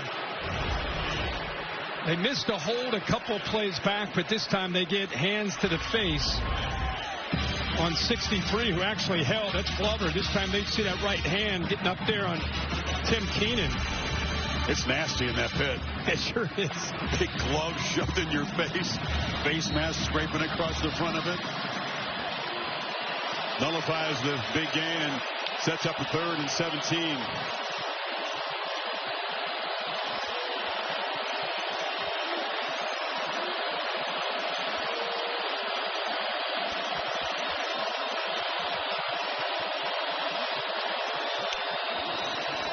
Tide rush only 3. Stockton across the middle. You knew he was going to have time.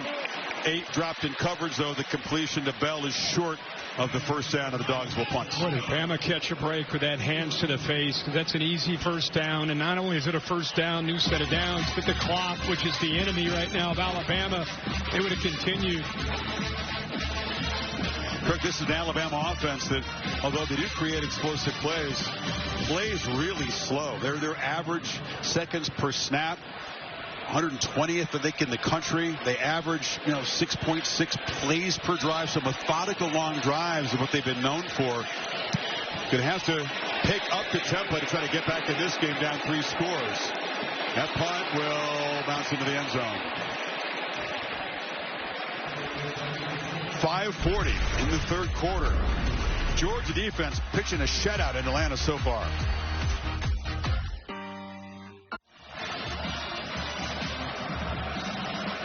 Midway 3rd quarter.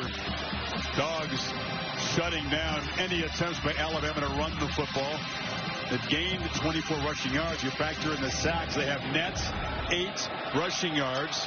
heavy pressure on Simpson most of the night. He's just 7 of 15 for 66 yards. 4 first downs total.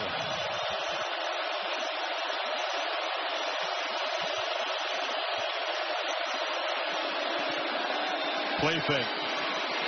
Long throw. Again, it's low. His throw is perhaps affected by the pass rush from McLeod. Didn't quite get to Hill. He scooped it up for a short gain. There's Jam Miller, the Texan, who was the top running back. Injured his ankle early in the eventual game-winning drive against Auburn. I don't know what made a huge difference tonight. That's not to me. Georges has been that good? Yeah, I think it's more about the line of scrimmage. Hill hammers straight ahead. Because of Georgia's, I said it's in the first quarter, when Georgia wins the line of scrimmage without having to commit safeties down, they're just going to sit back there and say, okay, until you make us pay for having 2 deep, Clint Schumann's just going to sit back. And until you run the football, he'll sit back. So it's hard to stretch. Everybody at home might be saying, why aren't they throwing downfield? What's hard with 2 safeties back there, most snaps. 3rd and 3. Dogs not showing pressure. Simpson just desperate to convert one of these. Hill bounces off a tackle. Where did he go out of bounds? Going to mark him short. He's short. Thomas having a heck of a game, playing through some pain. He's going to be short. Miller's a better receiver as a running back than Hill is, just more experienced than that, so they're perhaps missing Jam in that area. 4th down again. I would love to keep track of how many yards Alabama has after a catch on the entire night, because it's not very many. When they make a completion, there is a Georgia defender right there, not just right there, but making tackles. Got 54 yards on the entire night, yards after the catch. 4 straight 3-and-outs at a time when they've needed points to cut into this lead. That punt, not particularly good. 37-yarder, bounces out of bounds. Well, Thursday night, this week that'll feature the College Football Awards, the Heisman Trophy, also the 2026 SEC football schedule reveal, which down in these parts, that's an event in and of itself. As you go to the 9-game conference schedule. Yeah, that's a big deal. Out with 25, on to 26. Each team will have 3 sort of permanent opponents in the other 6 conference games on a rotational basis. These 2 will not, of course, meet regularly, as they haven't throughout most of their history. Frazier barrels forward, picks up about 9.5. Ray Hubbard got run over. This play kind of embodies this game. The line of scrimmage does their job. Watch Frazier. You get a block there by Lucky. Hubbard gets off of it. Bang! Takes that onto his back with good, tough running. Boy, Nate Frazier looks so good, becoming a workhorse in this offense.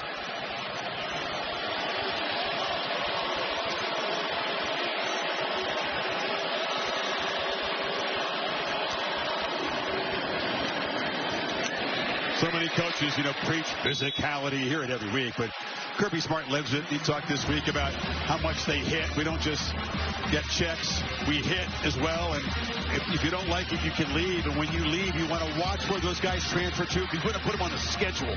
We like scheduling teams that aren't physical. Yeah, he made that abundantly clear. Frazier, after that last carry, Chris, he got the first down, but came up a little bit slow, and he went off the field. So Josh McCray now in the game. And a misfire. False start. Offense, number 7. 5-yard penalty, remains first down. Creative run game. We've seen Dylan Bell get involved a couple of times rushing the football. Stockton's carried it 8 times. Frazier's been the workhorse. Chauncey Bowens, who's just coming back from injury, hasn't contributed much, but there's the depth of what Mike Bobo has to work with. And anytime you talk about a conference championship game, especially the SEC, you always think about who's going to run the football better. It's been pretty one-sided. Bell, again, out of that H-back roll, picks up 5 more. Do you have any snaps right now Alabama's offense has across midfield as we hit the 2-minute mark in the third quarter? 3. 3 snaps. Furthest they have gotten into Georgia territory is the 45. They only have 30 total plays. Remember, they ran 77 plays in the first meeting. They ran 24 more plays than the Dogs did and dominated time of possession. Georgia turning the tables on them here this afternoon. Gray hit in the backfield and wrestled down for a 3-yard loss by Justin Hill. Well, Justin Hill out of Cincinnati, went to Winton Woods High School, very good program, and he's playing early in his career. He's been forced into duty with Jefferson not quite healthy, but he's been playing more and more these last few games and holding his own. L.T. Overton's absence tonight, perhaps being felt by this Alabama front. He's a veteran, plays that bandit position. 3rd and 13. Jones checked down, has some space, but again, he's just not going to get to. They're playing off him. These 3rd and longs against these defenses just almost impossible. And I almost feel like Georgia, with this lead, not that they're taking their foot off the gas, but very different mindset. Still, you know, obviously aggressive, but just playing smart. Working the clock. Had a few penalties there, but they're just trying to play smart, keep that clock moving. Don't want to turn the football over, give anything to Alabama too easy. The way their defense is playing, just keep Bama, make them have to go the long way.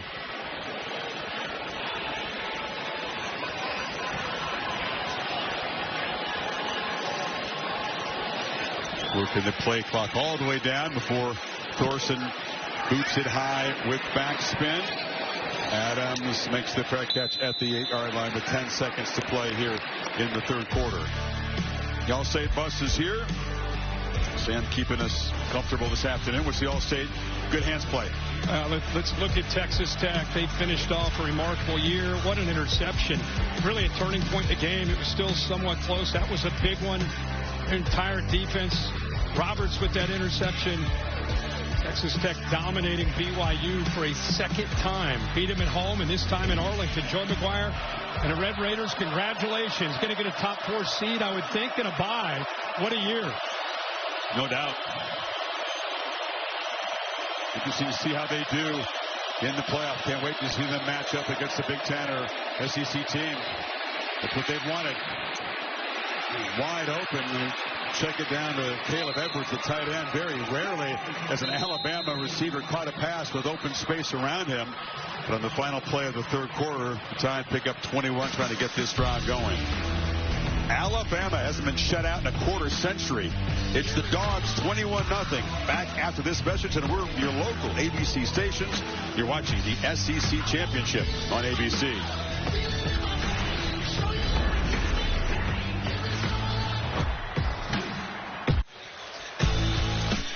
Set for the 4th quarter, the SEC Championship on ABC, presented by Dr. Pepper. It's really been Georgia almost from the start. And Alabama with 15 minutes to play to try to cut into a huge lead. Needing electric plays right now. Hill across the middle, another short throw. Makes a couple yards after the catch, picks up 9 before Cole got him down. Well, now you got to go fast. You got to really crank up this tempo. Not something they typically do, of course.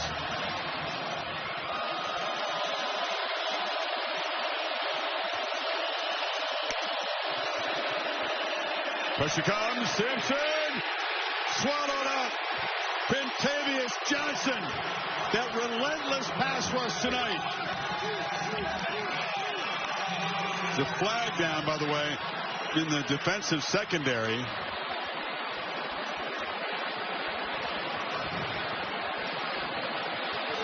He'll be smart way out on the field.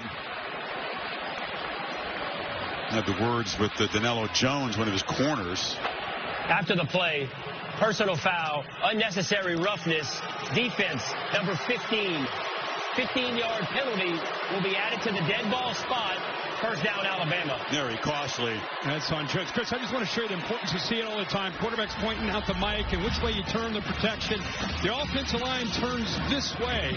And watch what happens with a blitz and the end. You got a 2-on-1 situation. Line turns one way. Back tries to come over and help. Doesn't really step up to help out on that blitz by Chris Cole, but he turned the offensive line the wrong way, and the pressure came the other side. So the sack counts. It would have been 3rd and a mile. That dead ball foul gives Alabama a first down to the 45. Simpson ball batted in the air and caught. Edwards on the carom as the ball just kind of fluttered into his hands.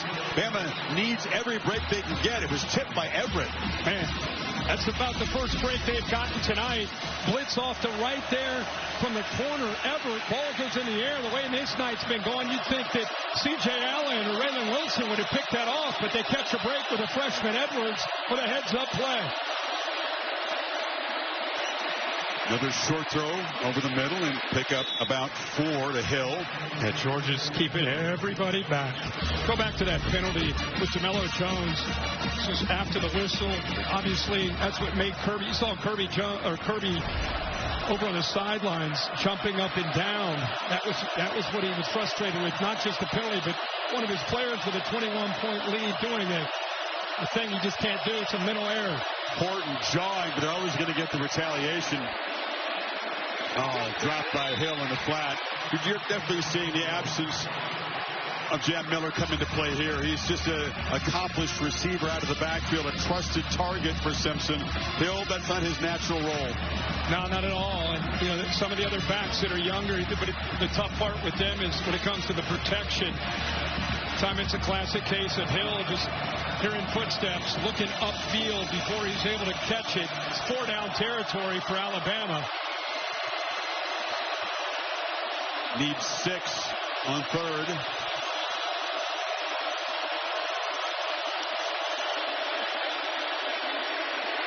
Back foot throw, trying to loft it to Williams, who was tackled. And Georgia, it'll be another penalty on DeMello Jones to bail out Alabama. He didn't see the football, which was way pass interference.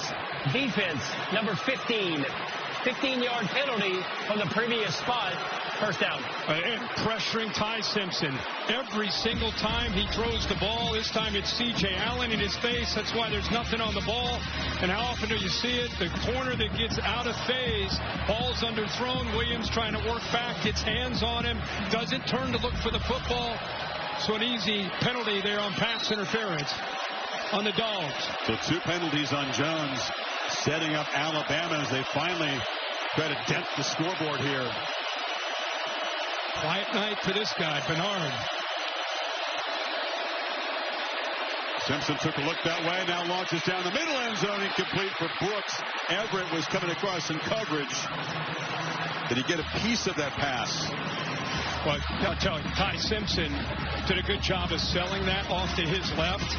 So as soon as I circled Bernard, he kind of did a stalk block and go. Simpson looked that way, but ends up going the other way, and just the right hand, not quite able to connect there with Brooks, who had just a step on Everett there. Could have been a touchdown. Brooks just 1 catch tonight for 1 yard. He's been a big part of the offense down the stretch for Alabama.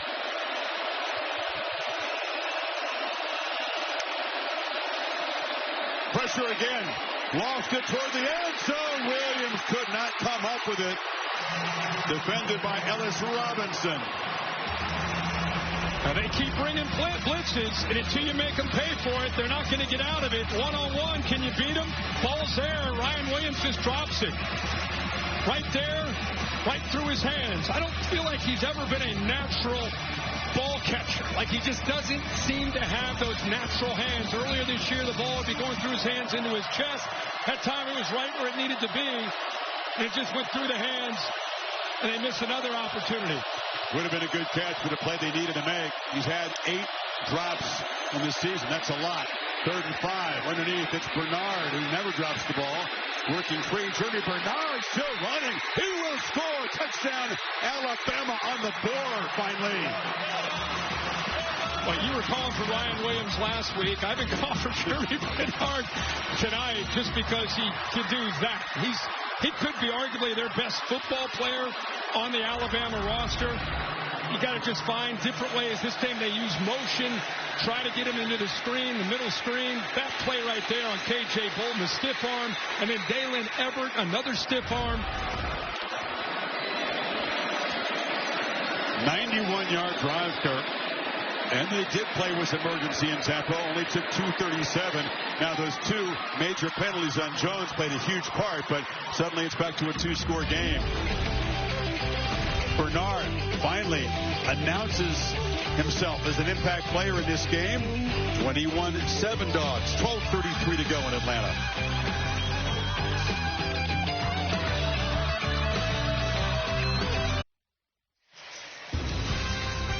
Alabama on the board after a 91-yard drive. Jeremy Bernard, a 23-yard reception from Simpson, turns a short pass into a big gain finally. They've rarely done that tonight. Bernard getting away from the Dogs' defense. And this is suddenly a little more interesting here.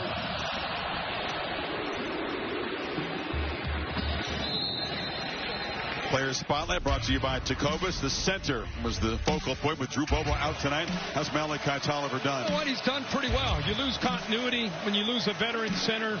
It was a big question early. That was early in the game where they were able to work around him. But I tell you, he's kind of settled in, done really well in the run. Pass pro, haven't really necessarily called him out at all tonight. So for a guy that only played against Charlotte, last week when Bobo went down, he had to step in against Georgia Tech, and he had a week to get ready against this Bama defense. So far into this fourth quarter, doing a good job.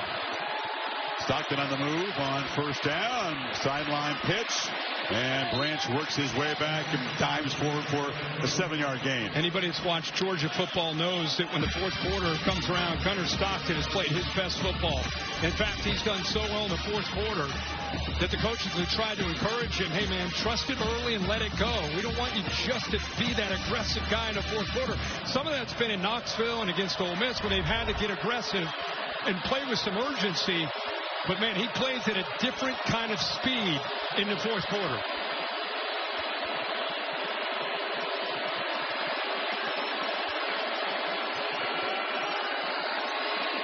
Pump fake off the edge, and it's complete to Delp for a first down. So Bobo calling a couple passes. Yeah, important to answer for Georgia, just because in this dome right now, it's, you can't tell with all the crimson and red, but it does feel like a 50-50 crowd. Alabama, for the first time after that touchdown, their crowd's starting to feel good. If they would have gone to 3 and out, boy, they give the ball back to Bama. That's a different story, but a couple throws, staying aggressive, trusting the quarterback, they get a first down here.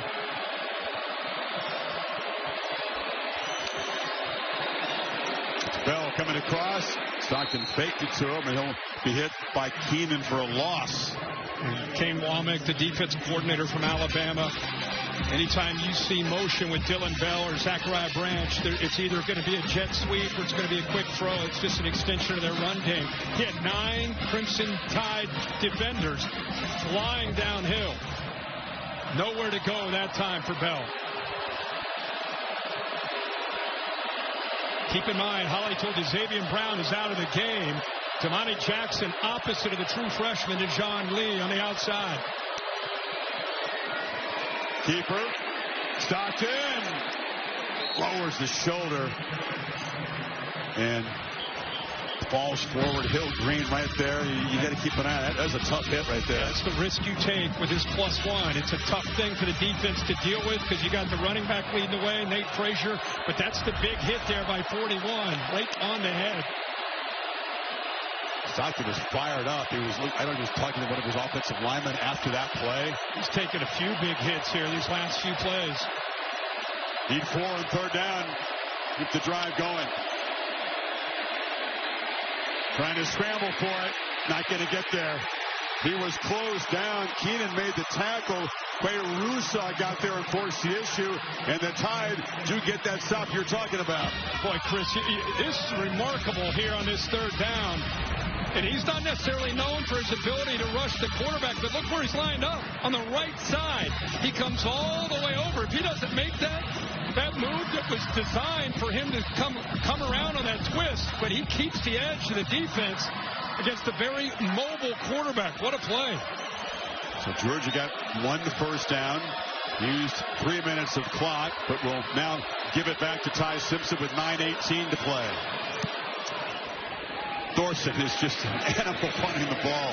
Deep boot, and it's muffed initially by Adams. A scrum for it. Did he retain possession? This could be disastrous for Bama, but number 7 runs out of there with the football, says, hey, no problem. It was adventurous, though, and the Tide will be backed up at their 5. Again, a long way to go, but within 14.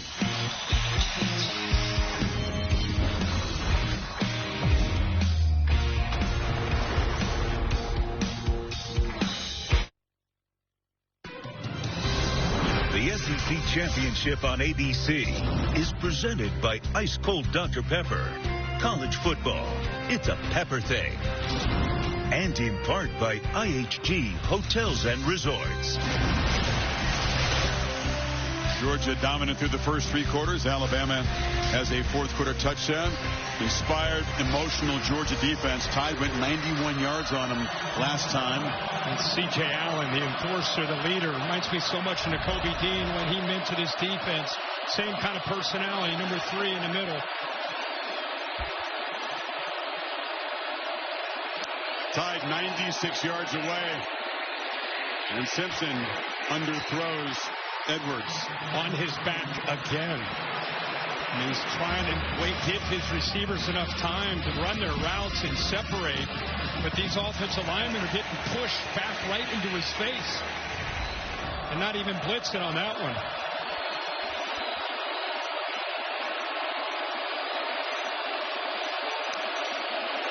Pressure comes again. Ball out. Catch made. And it's Bernard. Tried to create some magic there after the catch. Knocked down a couple of yards short of the marker by K.J. Bolden. Third and short. Starting to find ways to get Bernard the football. Remember, he had that big touchdown. Had a couple broken tackles. Big third down here for both teams. Under 9 minutes. Been a story from the start. Alabama just 2 for 10. Most of them a lot longer than this 3rd and 2. See if they bring those backers. They've been very effective by bringing linebackers. Hill moves back in to perhaps block the blitz. Simpson flips it out, drops. Caleb Edwards, the tight end, big shoes to fill. Josh Cuevas just can't go, and he's an example of one of the young guys that has to step up and play a bigger role in the drop there in his 4th down. Offense on the field. Yeah, offense on the field. You need 2 scores. He's just kind of leaking there, but there's your guy, C.J. Allen, right at home. They didn't blitz him. Let him sit there and read the eyes of the quarterback. Maybe the ball game for Alabama. Keep hope alive. Got to have 2 here. Long throw, no chance. Bernard was intended receiver. Pressure came again, but that was way off target, and the Dogs will take over in the red zone. And a long, low percentage throw on 4th down and short. I mean, you're trying to get it to 5. He was stacked. But like I said, that is a tough throw to make to the wide side of the field against the best corner from Georgia. Don't know if that's where DeBoer wanted the football to go from that reaction. It's been a little fuzzy for Ty Simpson tonight. It was so clear, so efficient 10 weeks ago. It's been a massive struggle against this Georgia defense. And now the Dogs, they just hammer the nail in here. And they go from the 12. Knockout punch opportunity. Their home crowd senses it, feels it. They want a quick touchdown. Or a slow touchdown. No, let's take a touchdown. That's a good point. Even better. Sudden change. It's Stockton who faked it to Frazier, then kept it for a couple. I think he kind of aborted that. Just came off it, just to be clear, with Alabama getting some penetration. James Smith got in there pretty quickly. Don't risk the exchange. Yeah. Just you end up, it's an either or on a zone read. Just to be safe, if he hands it in there and James Smith blows it up, that ball goes into the air. So smart decision to get out of there and just take as many yards you can get. Got stacked right at the line of scrimmage.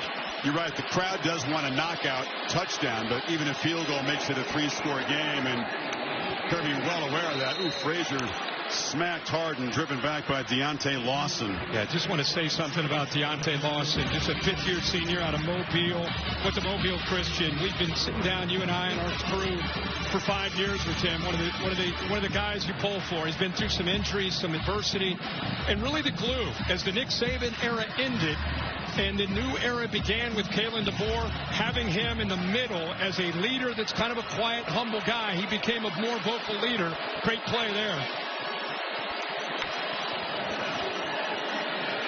Branch trying to find some space and scores!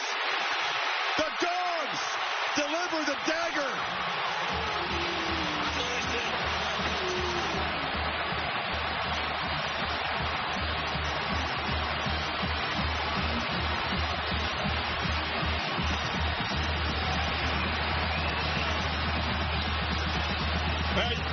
Kane Womack, first thing he said is we've got to leverage the football, especially when Zachariah Branch has it.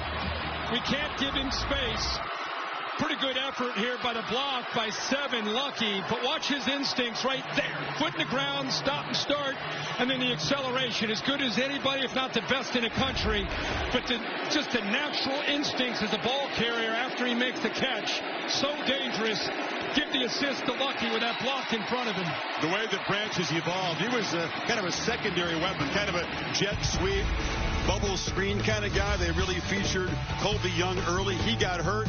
Branch has stepped up tonight. Look at the acceleration. Dogs back up 3 scores, 6:51 away from an SEC championship.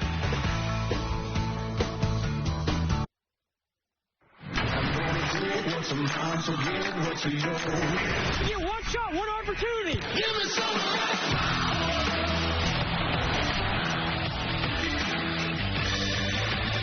Bulldogs close to defending their SEC championship. 1 net rushing yard for Alabama. Their longest run tonight, Kirk, 5 yards. That one factors in the 2 sacks against Simpson. Here's that 4th down play in the previous possession. Yeah, gutsy call, surprised with the decision to throw it as far as they threw that against the top corner. And Georgia takes advantage of the short field. What a move. He's been doing it all year, like you said. And this is the guy that we're going to start throwing around game balls for Georgia. It's easy to look at Stockton or Frazier or Zachariah Branch, but man, there's so many questions. Losing Drew Bobo. Been a lot of moving parts around the center. Bobo's been the guy that's been kind of that guy you can count on through being healthy and being the leader. And Malachi Tolliver has really played well in his absence. Redshirted last year, spot duty, sparing duty really in his redshirt freshman year. And there's Bernard, the kind of play they needed in that 4th down that you just showed. Gainer out across the 40, picks up 16. Yeah, and again, Georgia just with this big lead, they're just sitting back. See if they start bringing those backers that have been effective, walking them up.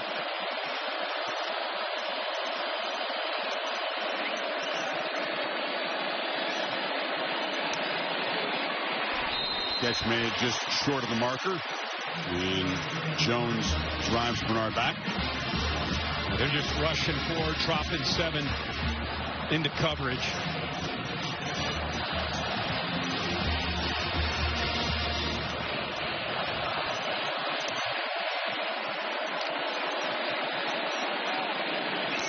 Tried to find Bernard yet again. Everett broke it up.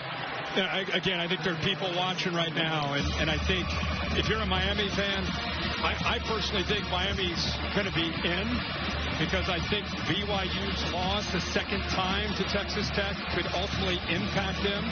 I think the discussion's going to be Bama and Notre Dame. I think that's what just in my opinion, I think that's what they're going to have to weigh and look at all the things you look at, and Bama's got a lot of good for them. Notre Dame has some good for them, so it's going to be an interesting discussion, I'm sure, in that room. We'll pick up on that in a second. Tide need 2 on this 3rd down. Simpson has time. Does he have anybody open? No, he's going to take off. He's going to be tackled short. It's going to be 4th down here. C.J. Allen, the heartbeat of this team. The guy that teammates say is just wired differently. And just to clarify, the reason I think Miami will be in is because I think BYU could slip beneath Miami, which would put Miami and Notre Dame together. And that's where the head-to-head would come in favor Miami over Notre Dame. Let's watch this 4th down play, and I'm going to pick up that with it because the Herb Street playoff predictor is different than the All-State. Yeah. And make it very clear, I have no say in anything. I don't know anything. I'm just going by what the committee does with their rankings, trying to respond to what they do from 1 week to the next. And everybody's been clamoring about, what about head-to-head? What about head-to-head? But Miami's been so far away from Notre Dame. Maybe they shouldn't have been, frankly. Maybe they shouldn't have. But I'm just saying they have, based on the committee's rankings. And it really did come into play. Well, now, after last week's rankings, the only team that was in between them was BYU. And I don't think teams should ever be punished for playing a conference championship game. But in this case, you and I called the game in Lubbock. It was one-sided. You watch it again today, pretty one-sided. I just wondered, do they punish BYU for playing that second game in that conference championship?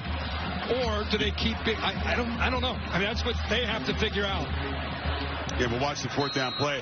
Alabama fans hoping they don't get punished for playing in a conference championship game. Sure. Difference is they did beat Georgia in Georgia the first time. That's they right. didn't lose twice to them as the Cougars did to the Red Raiders. That's the difference.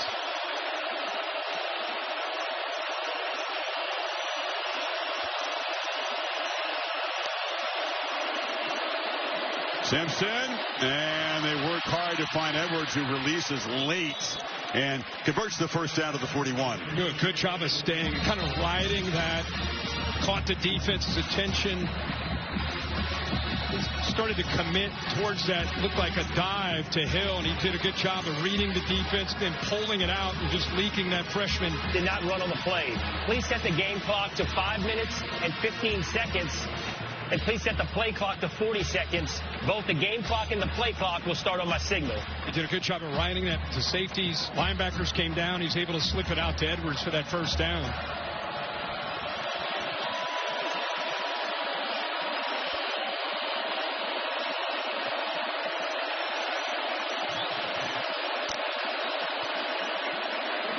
Pressure is picked up this time. Simpson, low throw into traffic.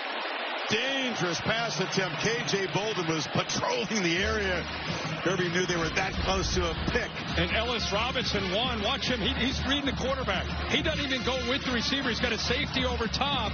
And I think with the very close by Bolden making a play on the ball, but Ellis Robinson's right there too. So you have two different defenders right there. And Kirby knows they missed one there. Good job of disguising that coverage. Bolden may have broken up an interception from his teammate. Robinson was waiting for the football.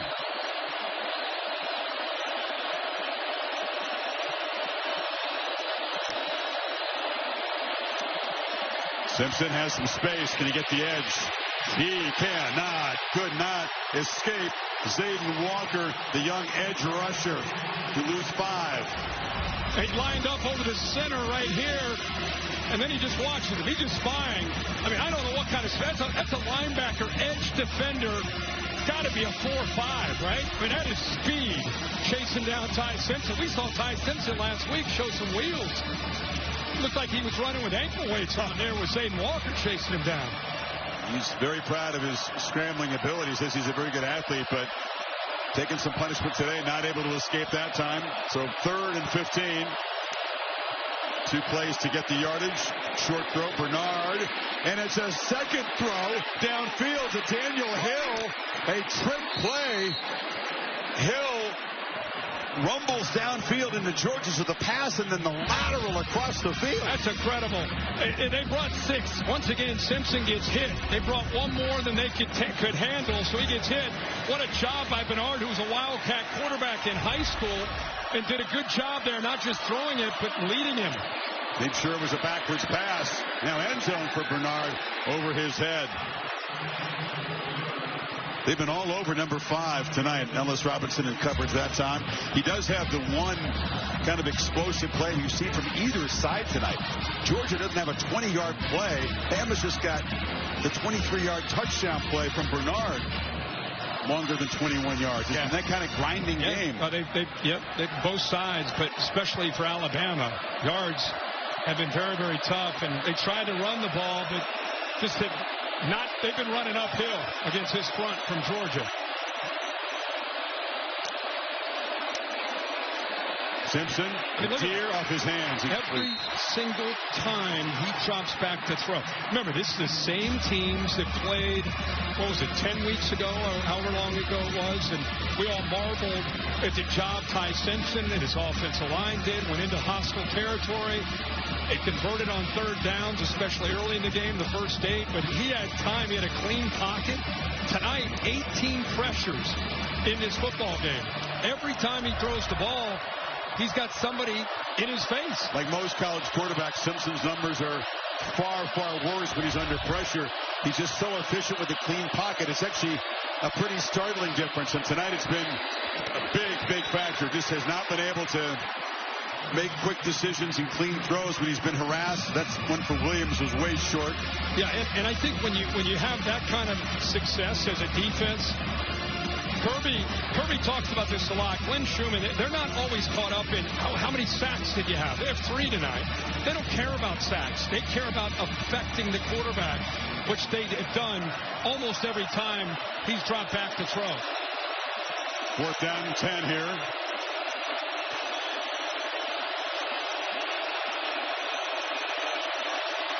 Dogs looking for one more big defensive play to punctuate this performance. Pressure comes. Simpson stays alive, has to make something happen on 4th down. Spins away, heaves to the end zone. Oh, bounced right off the chest of Bernard. Somehow that ball found its way to number 5, but he couldn't come up with it. Yeah, that ball, it was just a desperation throw. And somehow K.J. Bolden, it went up and over him. Dalen Everett had his back turned to the quarterback, so the ball he tipped it just his second time. He's just got a fingertip on the ball. What a view right there. Otherwise, that's a touchdown. Just by getting that fingertip on the ball, changed the trajectory in a millisecond, and their best receiver, Bernard, unable to hold on. And the Dogs 3:20 and counting away from another SEC championship, securing top 4 seed in the 12-team bracket, earning that first-round bye, which means we would not see the Dogs again until around New Year's Day when the quarterfinals would unfold. They'll need every day of rest. And Alabama, which was told by the computers and most of the pundits that they were a virtual lock no matter what happened today, has not secured the automatic bid, and will have to put it in the hands of the committee and hope that this performance doesn't detract from what was a pretty exceptional regular season with plenty of wins over ranked teams. There remains some intrigue tomorrow for sure, though. Oh, yeah. Stockton still has the ball and is weaving around and would just duck down and take a loss. Remember last year, all 4 teams that had the bye lost? Yep. 0 for 4. Also remember last year when Alabama took a kind of subpar Oklahoma team and lost on the road. That's eventually what kept them out of the playoff. They lost to a much, much better Oklahoma team again this year at home. And if Alabama does have trouble getting in the bracket and the committee goes elsewhere, it'll be the Sooners again that will have kept them out with that loss. That's true. What's the drama here, Chris? What do you think? Well, what happens to BYU? 12 what happens to BYU after a second loss to Texas Tech? Are Miami and Notre Dame going to be side by side, which would favor Miami with head-to-head? And what are they going to do with Alabama? Is Alabama going to be okay? And if not, how far will they drop after they have to play a bonus game against a team that they already beat in their building, in their stadium? Well, historically, every time a team has lost a championship game, they do drop. Sometimes just one, sometimes more. So you can expect some kind of a drop. Certainly talked about BYU. That was a different circumstance than this game. But you would expect Alabama to drop and get a little tenuous. Yeah. Noon Eastern time tomorrow on ESPN is that reveal. Ms. Bowens. Chauncey Bowens spins out across the 30. And it feels like the top 4 seeds will be Texas Tech and Georgia, and if Ohio State and Indiana, depending on how that game goes, whoever wins will be the 1 seed. Whoever loses, if it's a competitive game, will probably be still up in the top 4, I would think. Look, we do make our living week to week in the SEC, but there's things to talk about when this conference, they attend to Bowen. Look, I mean, there's great teams in the Big Ten. The two best teams, 1 versus 2, and I can't wait to watch it. Texas Tech's a deserving top 4 team, but the depth of this league, the punishment that you have to absorb week in, week out, it's been talked about for a long time, but it is really a real factor when you look at teams trying to get to this part of the season and make a playoff case. You got teams like Texas, which lost to Ohio State early, took a non-conference game in a tough game, 14-7, won the stat battle, lost on the scoreboard, and they're going to be penalized for taking that game because they're probably not going to make the field. Vanderbilt, great season. They're probably not going to get in. That's how deep this league is. So that's not hype, and that's not bias. That's just the reality. It's just watching the games. It's just truth. Big Ten has 3 really exceptional teams at the top. It's a very top-heavy league. The SEC, for a while, was considered very top-heavy when it was Bama and Georgia or everybody else. But now the depth is so significant that there are no easy passes in this league, period. It doesn't matter what the one-loss record is of the opponent. Be prepared to battle. Georgia out battling Alabama 2 minutes away from backing up last season's SEC championship.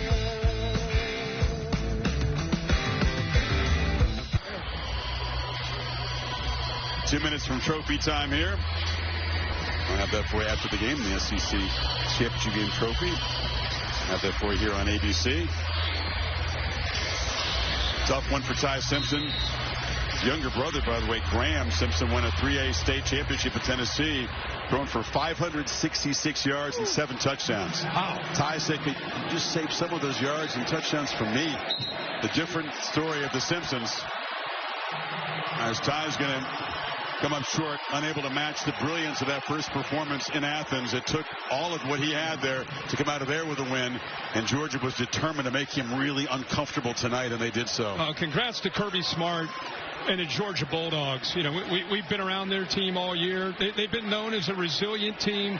You know, he talked about they've lost some great players over the years, probably more than anybody over the last 4 years to the NFL. This team needed time to grow up, and they developed. They got more comfortable with each other, learned through some mistakes, and now they win an SEC championship. They enter the CFP as one of the more dangerous teams, in my opinion, going into it. It's going to be a lot of fun to see what kind of run they can make. Kirby with those 2 national championships said, I'm a guy that had more natties than SEC titles. These are hard to win, and now he's won them in back-to-back seasons and beaten Alabama in the championship game for the first time. Yeah, he and his staff, man, they so much to be proud of. Good to see him smile. I mean, these guys are under so much pressure. They just constantly pushing. They pride themselves on their physicality, and it sure paid off tonight. Gunnar Stockton, 20 for 26, 156 yards, a legend in the state of Georgia. Rabun County High School. He retired his jersey earlier this year. And now he's going to be an SEC champion quarterback for the Georgia Bulldogs. The Dogs move on to the playoff. Exclamation point to their SEC campaign.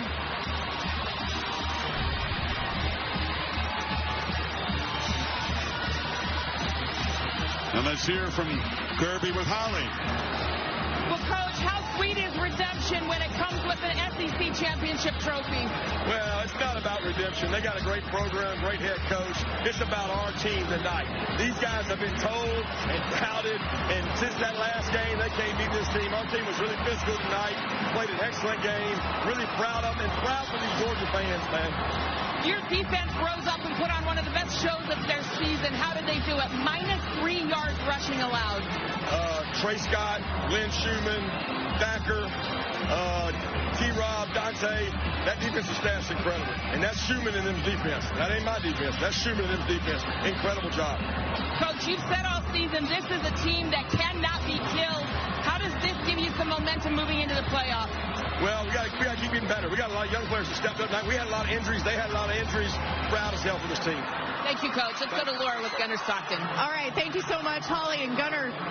This time last year, you're thrust into this game with no warning. Now you're able to win this game, and this is your team. What allowed for your success tonight? This is awesome. Just the journey this season has been so far. it's been awesome. Just being able to play with all the teammates. I love everybody, and it's been amazing. I'm glad we have another road ahead. Yeah, I know it breaks your heart that your friend, center Drew Bobo, couldn't play in this one, but what can you say about the way that Malachi Tolliver stepped up? Yeah, Malachi did a great job. He just stepped up, and he played his butt off today. And I know this one hurts for Drew, just how much it means to him, but Malachi did a heck of a good job, and I was proud of him. You got a front row seat to seeing your defense absolutely hunt Ty Simpson. What did they show you tonight? Yeah, that's what I have to go against every day in practice. So I know what Ty feels like, but I thought the defense did a great job and held them to low points. I know you guys didn't want to make too much of this being a rematch, but you were able to get the better of this Alabama team after they did that to you at your place earlier this season. How would you describe just how well this Georgia team is playing right now when it matters most? Yeah, I think we're clicking right now at the right moment. And it's fun when it's like that, and everybody's having fun playing football and enjoying what they're doing. All right, congratulations. Thank you. Chris. A tremendous achievement, as we've said. MVP for going 20 of 26 with those 3 touchdown passes. Just in really complete command. The whole team was, and he's the beneficiary of a team that was incredibly well prepared. They won the line of scrimmage on both sides. And I think that really the block punt got them going, the interception by Everett. But this is a football team that came in and played really all 3 phases. They dominated this game. They deserve all the credit. You could hear Kirby Smart say, basically this team has a chip on their shoulder. They're tired of being doubted. They got to keep that energy after this championship, after this accomplishment. Don't lose that chip. Keep playing that way as they get ready for the next round. I love that they're doubted. 12-1. They were favorites tonight, by the way. But you know what? As magnificent as this achievement is, it will always be that way to win an SEC championship. The sport is now about the playoff, right? And Kirby said to me yesterday, hey, we did this last year. We won on this field last year. Beat Texas, hard-fought game, SEC champions. And then they lost to Notre Dame in their first playoff game, and everybody forgot a little bit about this. So he knows that what's ahead is more important than what they've just done today even. Great point. This feels incredibly different to me than last year. Carson Beck went down with an injury. Gunnar Stockton stepped in, and while it was great that he stepped in and he's a talented player, he just didn't have a lot of experience. First start was a playoff game. Right. So you just didn't really know. Great team, but you just didn't know what you had there. This team is doing this. This team is saying, bring anybody on. So I think it's a very different set of circumstances as long as they get this accomplishment and keep that edge that they played with tonight. They'll be tough for anybody to beat. I don't think they're going to lose in the first round. I'm just saying that there's so much hinges on that. As great as this is, you're still, when you're the level of Georgia, you're judged by what you do, quarters, semis, championship game, etc. And if they get to bye, it gives them some opportunities to get healthy. This is a banged-up football team. A lot of guys had to play through some injuries tonight. Gives them a chance to recover and really get their mind and I think their bodies right to make a run in the postseason. And for Alabama, which faced this Georgia defense, we'll think about their situation in a second. Really early on, the Dogs were swarming, hitting hard, pressuring Simpson. Yeah, it was a tremendous effort. I think that Glenn Schumann, I'm glad Kirby Smart said that. This is Glenn Schumann's defense. Everything they did, they just seemed to be one step ahead of what Ryan Grubb and this offense is trying to do. They won the line of scrimmage. They were bringing a variety of different blitzes. Ty Simpson, his head was on a swivel. His defense is led by C.J. Allen, number 3. And he made a lot of plays, but they were very, very well prepared, especially considering they lost to this same team. This time it would be a different story. There's Glenn Schumann right there with his kid. It looks like these blitzers are all over him like they were over Simpson. Exactly. I tell you, they will need that time off at 3 weeks, I guess, till they're back on the field. Even if you do get a first-round bye, you got a couple weeks before recovering. And that does get me to Alabama because that's also part of this equation. One of the 4-way ties for the regular season title in the SEC. But now they have to wonder in this new era if what the committee saw here gives them pause. Where do they drop? Are they really in that conversation? Is it really Alabama versus Notre Dame, Alabama versus Miami, et cetera? I think there's going to have to be a discussion with what happened to BYU today. Where will BYU go? and then it's Alabama, Notre Dame, and Miami. And I think Miami will end up having the edge. So now you're down to Alabama and Notre Dame. That's how I look at it. And it just depends on what this subjective analysis will be with the committee based on watching this game. We're set to have the trophy presentation. Now let's get back down to Laura. All right, thank you, Chris. And fans, welcome to the 2025 SEC Football Championship Trophy presentation.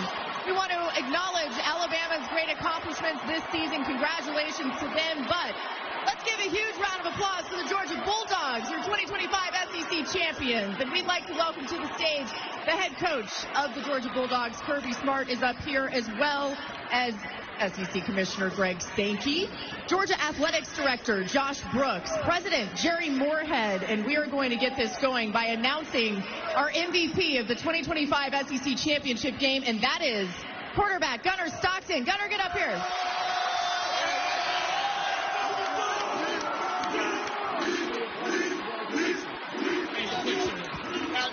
Now listen, Gunnar, I know you don't like to take a ton of credit, and you love to give the credit to your teammates, but when we were just about to do the interview down there, a couple of your teammates were coming by and they said, he's the one. What can you say about this group and the way they've supported you? No, they're awesome. They make it fun to go practice and just be around them every day. MVP of the SEC Championship game. How does that sound from a guy from Tiger, Georgia, all the way to this? Sounds like a dream come true. All right, let's get Kirby Smart over here. Congratulations to Gunnar. And Kirby, this is something that you felt like this team could accomplish, but you knew that there was some growing up that had to happen. How would you describe the way that they have responded throughout this season? They've responded in the face of so much adversity, so much criticism, and they just kept getting better and better. A couple of them just told me they want to go back and practice tonight. They said they want to get out there tonight and get a bloody Tuesday when we get back home. That's the kind of mentality this team has. They want to practice some more. They want to practice some more. They love contact, and we love them. What can you say about this Georgia fan base that packs this place, a place that you're all too familiar with, the way that they have continued to show up and be a heartbeat on the outside of this team? Yeah, they were all here last week. I want to thank the band, especially. The band has been incredible and loud and rocking. We love our band. And you know what? These fans have been through a lot of heartache and agony in these games, but not tonight, baby, not tonight. One more question. Are you guys going to practice tonight? I don't know. She wants to know if we're going to practice tonight. We got Mount Bracket tonight. Okay, they said no. All right, congratulations to Kirby Smart, Gunnar Stockton, this Georgia Bulldogs team, and now it is time for SEC Commissioner Greg Sankey to present the 2025 SEC Championship Trophy.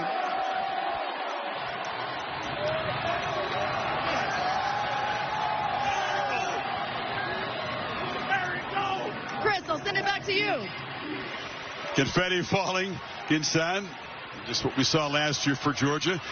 They'll now try to build on this and make a deeper run. Kirby Smart, but emotional about the achievement of winning the SEC. And then he went to church there and started talking about everything to do with the Georgia program. He get fired up. Got the band going, and they should show up, support. But I do love how you got to find a way to get an edge, right? They disrespect us. They don't. A lot of criticism. I'm like, wow.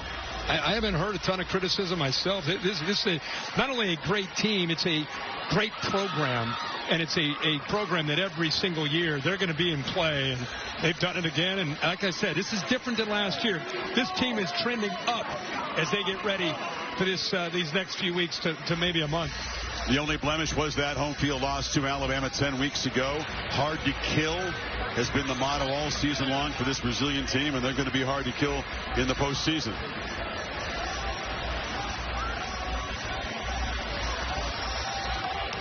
A block punt, an interception, set things up early. Gunnar Stockton on the offense, efficient. At defense, just smothering, suffocating. And the Dogs win it 28-7 to take the SEC championship. Noon Eastern time tomorrow over on ESPN. That 12-team bracket revealed. We know you're going to be there for that. Bill Bunnell produced the game. Jimmy Platt directed it. Thanks to our entire crew, to Mark Demento and Bill Black. Darren Brown up here. Allie Moss, our entire crew here in Atlanta. So long. For Kirk, Holly, Laura, Bill, Chris saying, we'll see you next time. Let's go to the studio. Dominating performance by Georgia Chris. Darian Mensah leading the ACC in passing yards and passing touchdowns. Duke with a chance to create some chaos. ACC championship game against Virginia, less than 40 minutes away. Prime time on ABC. We'll be right back after these messages. Thank you for watching this presentation of the Southeastern Conference on ABC.